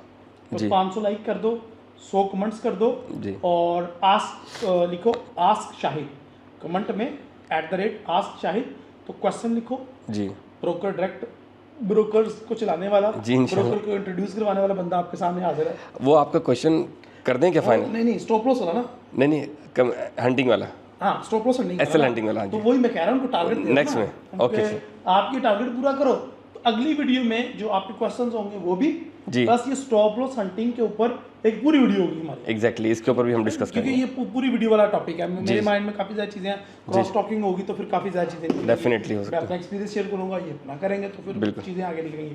तो 100 कमेंट कर दो और 500 लाइक कर दो, तो हम लोग स्टॉप लॉस हंटिंग पे एक कंप्लीट डिटेल वीडियो आपके लिए लेकर, मेरे मतलब इस चैनल पे 100 कमेंट कुछ भी नहीं है, आई नो, डेफिनेटली। और 500 लाइक कुछ भी नहीं, आई नो, बट मैं छोटा टारगेट इसलिए दे रहा हूँ कि जो आस्क शाहिद वाला हैशटैग है ना, जी। उस पर आप शाहिद से डायरेक्ट क्वेश्चन पूछो, तो हमने जो क्वेश्चन लिए होंगे ना आपके, तो वो भी पूछेंगे, तो वो फिर मज़ा आएगा। ठीक है, तो ये हैशटैग में ना आस्क SM शाहिद शाह करवा दें, वो पूरा हो जाएगा, तो उसमें जो है ना डायरेक्टली सही आ जाएगा। ब्रांडिंग हो रही है यहाँ पे अपने नाम। नहीं, ब्रांडिंग नहीं मैं इसलिए कह रहा हूँ। अच्छा जो है ना मार्केटिंग, ये यही से पहचाना जाता है। एनीहो, सक्सेस स्टोरीज भी हैं काफ़ी ज़्यादा शाहिद भाई ने, जिन बच्चों को स्टैंड किया है उसके बारे में बात करेंगे। बिल्कुल, बहुत सारे IBs और फिर उसके बाद इनके मज़ीद कुछ चुभते सवालात भी हैं, वो भी मैं इनसे पूछूंगा। आज मैंने थोड़ा सा हाथ खोल रखा है कि बंदा भाग ना जाए, तो हम इनके साथ पूरे 2-3 और सेशन करेंगे। लेकिन सबसे पहले लाइक का बटन ठोको, और इंशाल्लाह फिर अगली वीडियो में मिलते हैं। आज तक के लिए इतना ही था, अगली वीडियो तक के लिए इजाज़त दें। अल्लाह हाफिज़। Thank you very much, see you again इंशाल्लाह। अस्सलाम वालेकुम। Thank you very much Rahil भाई, आपको बुलाने का।